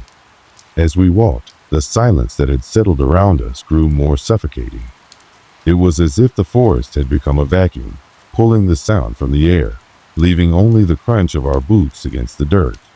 I looked over my shoulder every few steps, half expecting to see something, someone, following us. But there was nothing. By the time we made it back to camp, the sky had turned a pale gray, and the air felt even colder than before. We didn't talk much after that. There was an unspoken agreement among us that we were all disturbed by what we'd experienced. But it wasn't until we started packing up to leave that things took a truly strange turn. I was the last to break down my tent, and as I bent down to fold it, I saw something that made my blood run cold. There, in the dirt just outside the tent, were the same strange footprints we'd seen earlier, only this time they were closer. And they weren't just prints. They were dragging marks, as if something had been moving around our campsite in the night. The others hadn't seen them yet, but I felt a surge of panic rise in my chest. "We need to go. Now," I said, my voice shaking. We didn't argue. We packed up as fast as we could, throwing our things into the back of the truck. No one asked any questions. There was no need. We all knew that whatever was out there, whatever had been watching us, was not something we wanted to face. And yet, even as we drove away, leaving the forest behind, I couldn't shake the feeling that we hadn't truly left it at all. It was as though something was still there, following us, just out of sight. The drive back was filled with silence, an oppressive quiet that seemed to weigh down on all of us. We weren't even sure where to go, we just needed to get out of the forest. The sky, once a clear blue, had grown dark with looming clouds, and the air felt thick, heavy. It felt as if something was watching us from behind the trees, a sensation that clung to the atmosphere. I could see that Ben was tense, gripping the steering wheel as he drove, his eyes scanning the rearview mirror more frequently than normal. I couldn't blame him. Every time I glanced back, I half expected to see a shadowy figure standing just beyond the tree line, watching us. But there was nothing, just the quiet, endless stretch of road. Do you think we're being followed?" Ben asked, his voice barely above a whisper. I didn't respond right away. To be honest, I wasn't sure. My mind was racing, replaying every detail of the day, the strange footprints, the unsettling sound, the mirror in the abandoned shack. There was too much we couldn't explain. "Maybe," I said, my voice tight. "Maybe we just need to get home and forget about it." But even as I said the words, I didn't believe them. I knew deep down that what had happened wasn't something that could be easily forgotten. And as the miles passed, the tension in the air only seemed to grow. We all felt it, the unshakable weight of whatever had followed us out of the forest. That night, we set up camp again, this time at a campground a few hours away from the forest. We needed rest, a break from the road. But sleep was the last thing on my mind. Every noise, every movement had my senses on edge. The sound of leaves rustling in the wind, the faint hoot of an owl in the distance, everything felt amplified, unnatural. As we sat around the campfire, trying to force conversation, the crackling of the flames only added to the tension. We were all trying to ignore the unsettling feeling that had followed us here. The forest, though miles away, seemed to be alive in our minds. And it was in those moments, as the shadows stretched long across the ground, that the first strange event occurred. I had gone to the truck to grab a couple of things from the back, and when I turned to return to the fire, I saw something. At first, it was just a flicker of movement between the trees, a shadow darting out of sight. But when I looked closer, I saw it again, a figure, barely visible, standing just beyond the tree line. It was tall, too tall to be any of us, and it wasn't moving like a person. It was more like a shape, stretching unnaturally, as if it didn't belong in the world of the living. I froze, staring at it. My heart began to race, and I felt a chill crawl down my spine. I wanted to call out to the others, but my voice was stuck in my throat. I blinked, and when I opened my eyes again, it was gone. I rushed back to the fire, my hands trembling. "You guys, did you see that?" I asked, breathless. Everyone looked up at me, confused. "See what?" Ben asked, his voice flat. "There was something out there," I said, gesturing toward the trees. A figure. It was just standing there. The others exchanged glances, but no one said anything. After a long moment, Ben spoke again. "You're probably just tired. It's been a long day." I wanted to argue, to insist that I wasn't imagining things, but the words wouldn't come. I didn't want to seem crazy. Instead, I forced a smile and tried to shake it off. "Yeah, probably," I muttered, though deep down I knew it wasn't just my mind playing tricks. The night dragged on, and as the hours passed, the feeling of being watched grew stronger. The wind picked up, rustling the leaves in a way that sounded almost like whispers. I kept glancing around, but the shadows between the trees remained still. The firelight flickered, casting eerie shapes on the ground, and I couldn't help but wonder if those shapes were more than just shadows. At some point, I must have dozed off, because I woke to the sound of something tapping against the side of the truck. My heart skipped a beat, and I sat up, instantly alert. I looked around, but the others were still asleep, oblivious. The tapping came again, slow and rhythmic, like someone was knocking. I hesitated for a moment, then got up and walked cautiously toward the truck. I couldn't see anything at first, but as I stepped closer, I noticed something strange. There, on the side of the truck, were fresh handprints, smeared across the surface, as if someone had pressed their palms against the metal. They weren't mine, and they certainly weren't anyone else's. My breath caught in my throat, and I backed away, nearly stumbling over my own feet.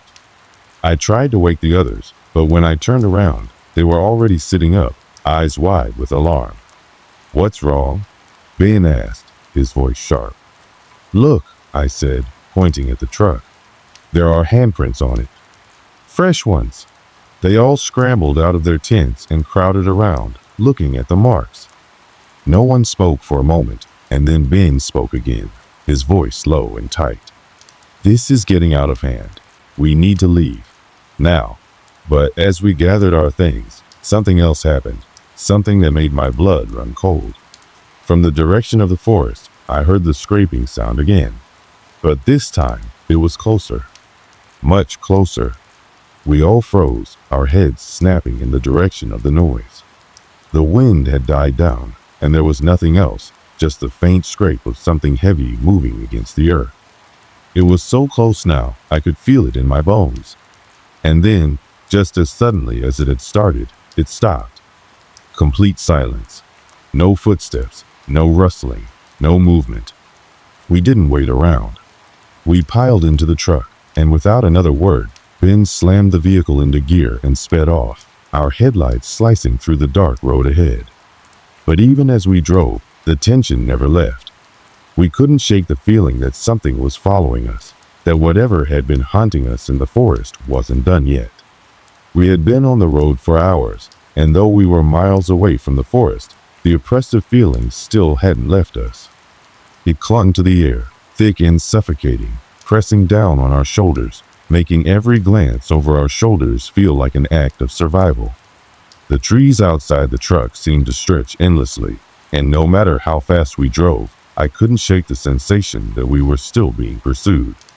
The only sound in the truck was the hum of the engine and the occasional scrape of tires over rough patches of road. The others were silent, their faces tight with fear, and I could see how their eyes flicked to the rearview mirror every few seconds. I tried to keep my focus on the road ahead, but every so often, my mind would wander back to the events in the forest, the strange figure, the handprints, the scraping sound that seemed to follow us no matter where we went.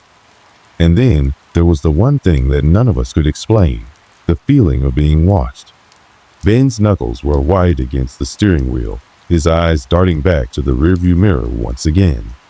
"We need to stop. I can't keep driving like this," he said, his voice strained. "Yeah, but where?" I asked, glancing at him. "There's nowhere to pull over out here." The road was long and desolate, stretching out into nothingness. The trees on either side were dense, their branches tangled together like fingers trying to hold onto something just out of reach.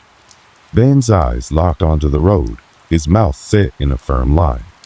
"There's a gas station up ahead. Well, stop there. Get some rest.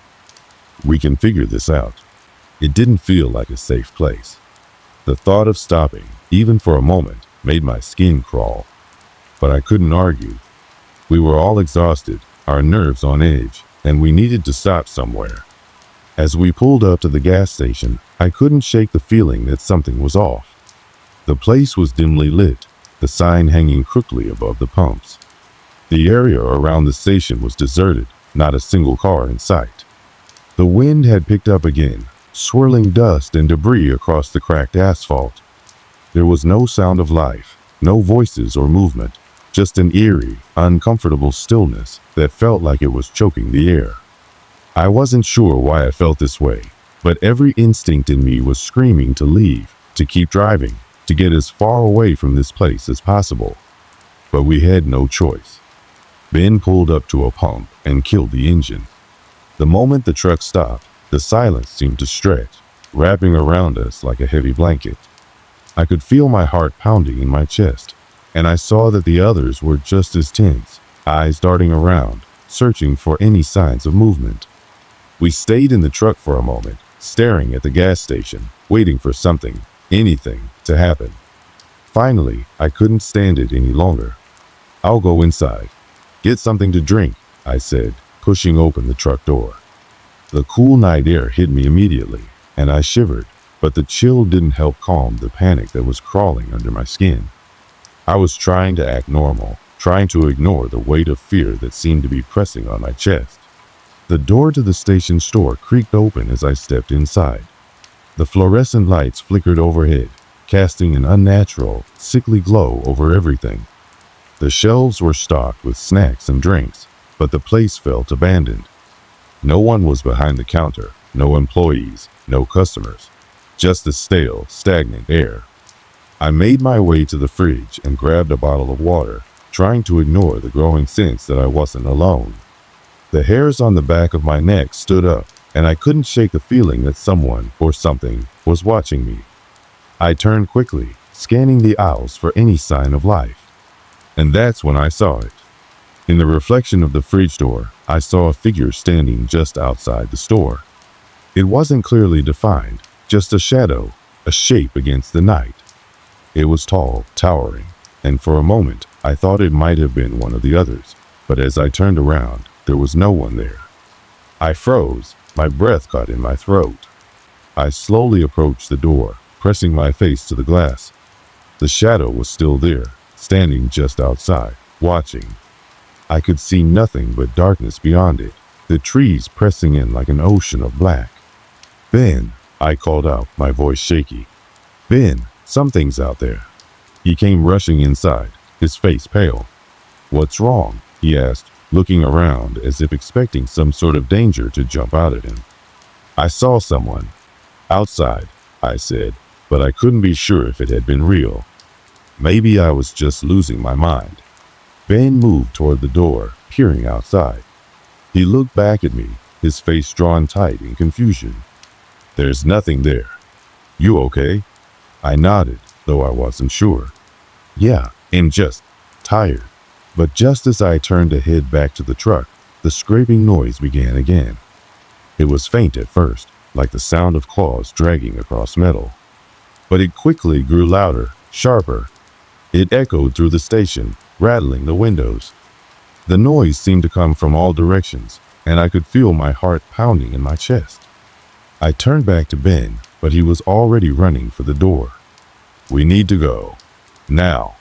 We rushed outside, the scraping noise growing louder with every passing second. It wasn't just coming from one direction anymore. It was everywhere. The trees around the station seemed to move, bending and creaking as if something was pushing through them. And then, from the darkness, it appeared. The figure, tall, shadowy, and twisted, stepped out from the trees, its movements jerky and unnatural. It wasn't human. It was something else, something that shouldn't have existed. Its limbs were elongated, stretching impossibly long, and its face was a blur, a void that seemed to suck in all light. It was coming toward us, dragging its feet in the gravel, its fingers scraping against the ground, pulling itself closer. Ben and I didn't say anything. We didn't need to. We both knew we had to run. We bolted for the truck, and the others were already inside, trying to start the engine, but the keys wouldn't turn. My blood ran cold as I watched the creature get closer, its footsteps slow but deliberate. It was right there, in front of the truck, reaching out with hands that were too long, too twisted. I didn't care if the truck wouldn't start. I didn't care about anything else. I grabbed the door handle, yanked it open, and jumped inside, barely catching the door as it slammed behind me. And then, As if by some miracle, the engine roared to life. Ben slammed his foot on the gas, and we sped off into the night, the figure fading behind us in the rearview mirror. But even as we drove, the fear didn't leave.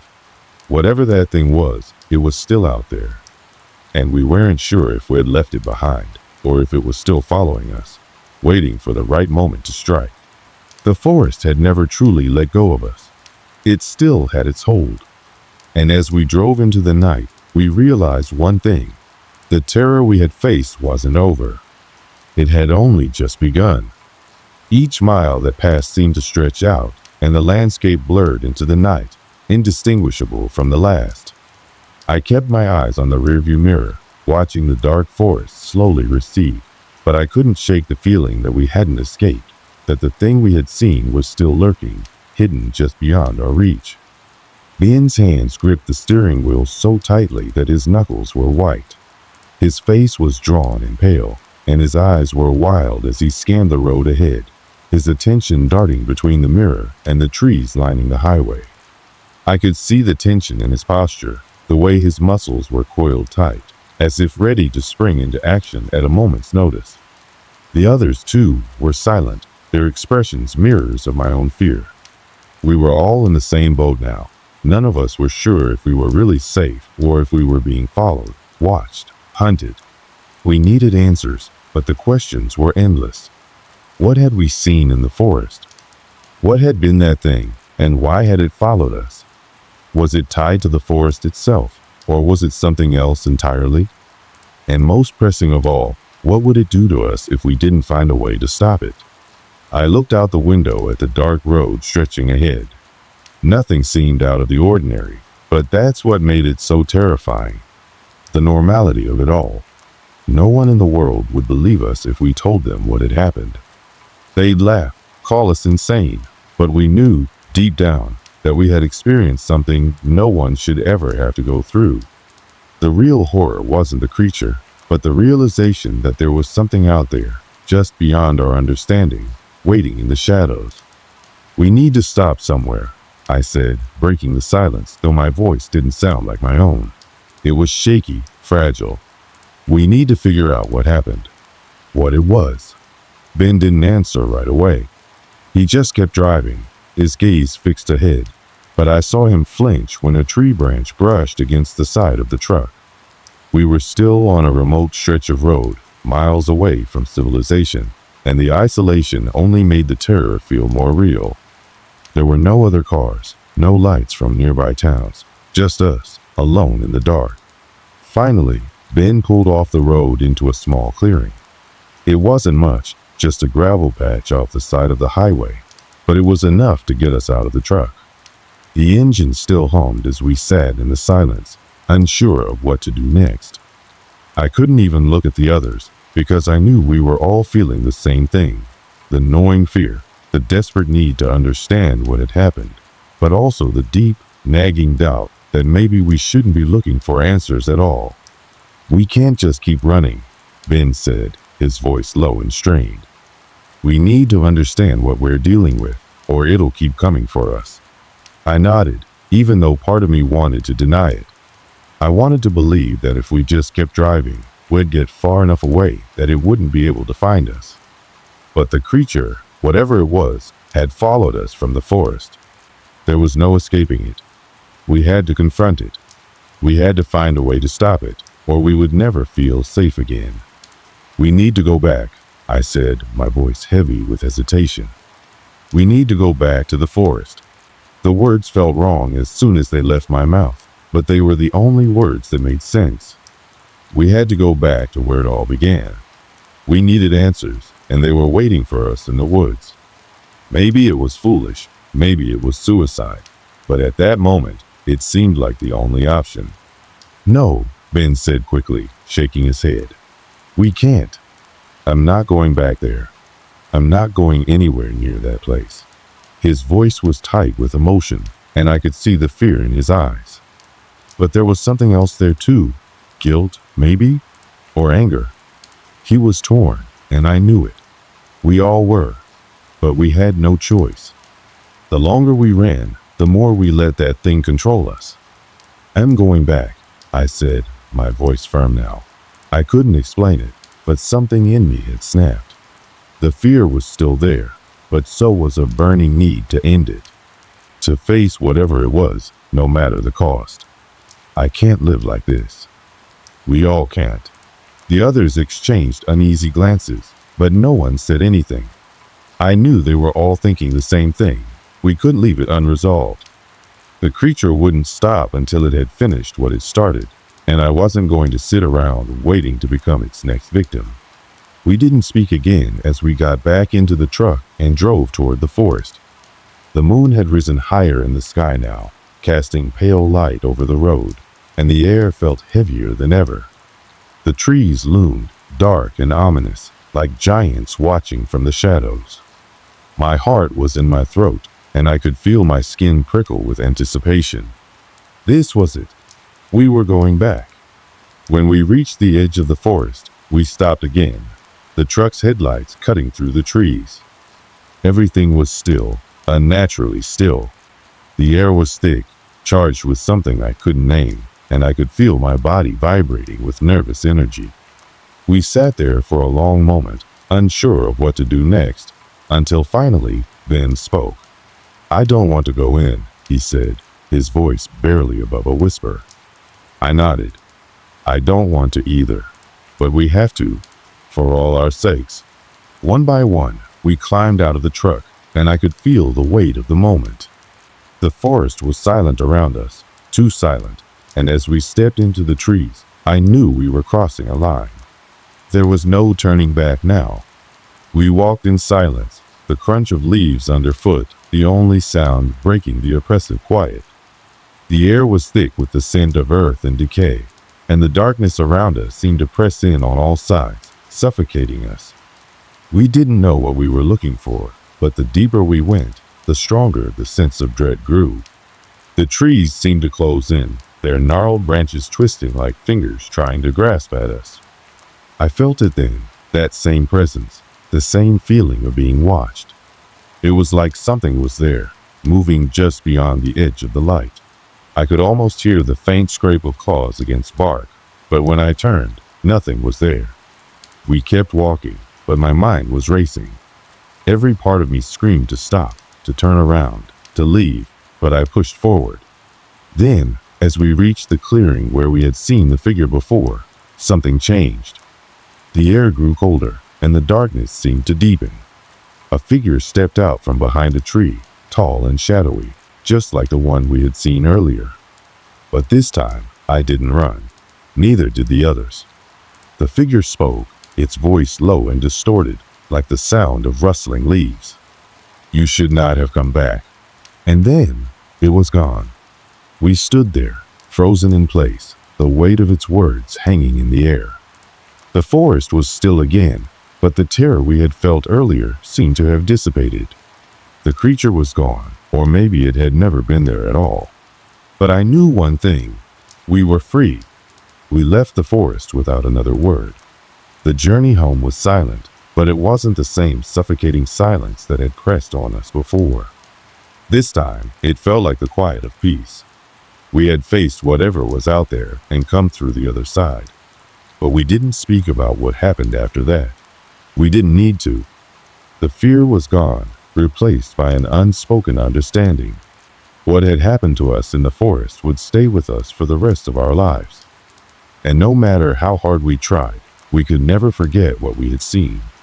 It's been a few years since we left the forest that night, but I've never been able to shake the feeling that something is still out there. The others, they've gone on with their lives, as if the horrors we encountered never happened. They've built careers, started families, moved away from that area entirely. As for me, I can't seem to get away from it. I moved to a different town, tried to put everything behind me, but every time I hear about missing hikers or strange disappearances in the woods, I feel that cold grip of fear again, and I wonder if the thing is still out there, waiting. Sometimes, I think I might have been the only one who felt the weight of it, who understood the full depth of the horror. Ben never spoke of it again after that night, and I'm sure it's not because he forgot. There's a kind of knowing that lingers in the silence, a knowing that keeps us all from mentioning what happened. It's like we're all pretending that it was a nightmare, just a weird, bad dream, but deep down, we all know it was real. It wasn't just something we experienced. It was something that left a mark on us, something that changed us in ways we'll never fully understand. In the years since, I've done a lot of thinking. There's this part of me that still wants to believe that what we saw was just a figment of our imaginations, something our minds created because the forest itself was so wild and untamed. But every time I go back to that place, every time I try to reason it out, I come to the same conclusion. There was something in those woods, something that didn't belong there, something that was older than anything we could comprehend. I've been back to that forest, but not in the way you might think. I didn't go looking for answers again. Instead, I took a different route. I went with a local ranger, someone who had spent years in that area, and I asked questions about the strange occurrences, the legends of the woods, the things people talked about but never wanted to acknowledge. I didn't get much in terms of concrete answers, but the ranger did share something that stayed with me. There are places, he said, where the land holds things, old things, and they don't forget. The way he said it, the way his voice dropped and his eyes darted nervously to the tree line, told me he knew more than he was willing to admit. But there was no point in pressing him further. I left it at that. Sometimes the truth is better left buried, even if it haunts you. I still get chills when I think back to that night. The way the forest closed in on us, the way the air seemed to pulse with something unnatural. And when I close my eyes, I can still see that shadowy figure standing in the clearing, its presence a weight in the air, a reminder that there are forces in this world that we cannot control, that we cannot understand. And yet, no matter how much I try to forget, the memory lingers. It's a part of me now, as much as I want to push it away. Every time I drive through the country, every time I see a stretch of forest, that feeling creeps up again. It's not the kind of fear you can shake off. It's the kind of fear that stays with you, even when you try to pretend it doesn't exist. I've wondered if it'll ever go back to that forest, to see if I can make sense of what happened. But deep down, I know the truth. Some things are better left in the dark. Some things are meant to stay hidden, locked away. And the more you look for answers, the more you risk awakening things that should never be disturbed.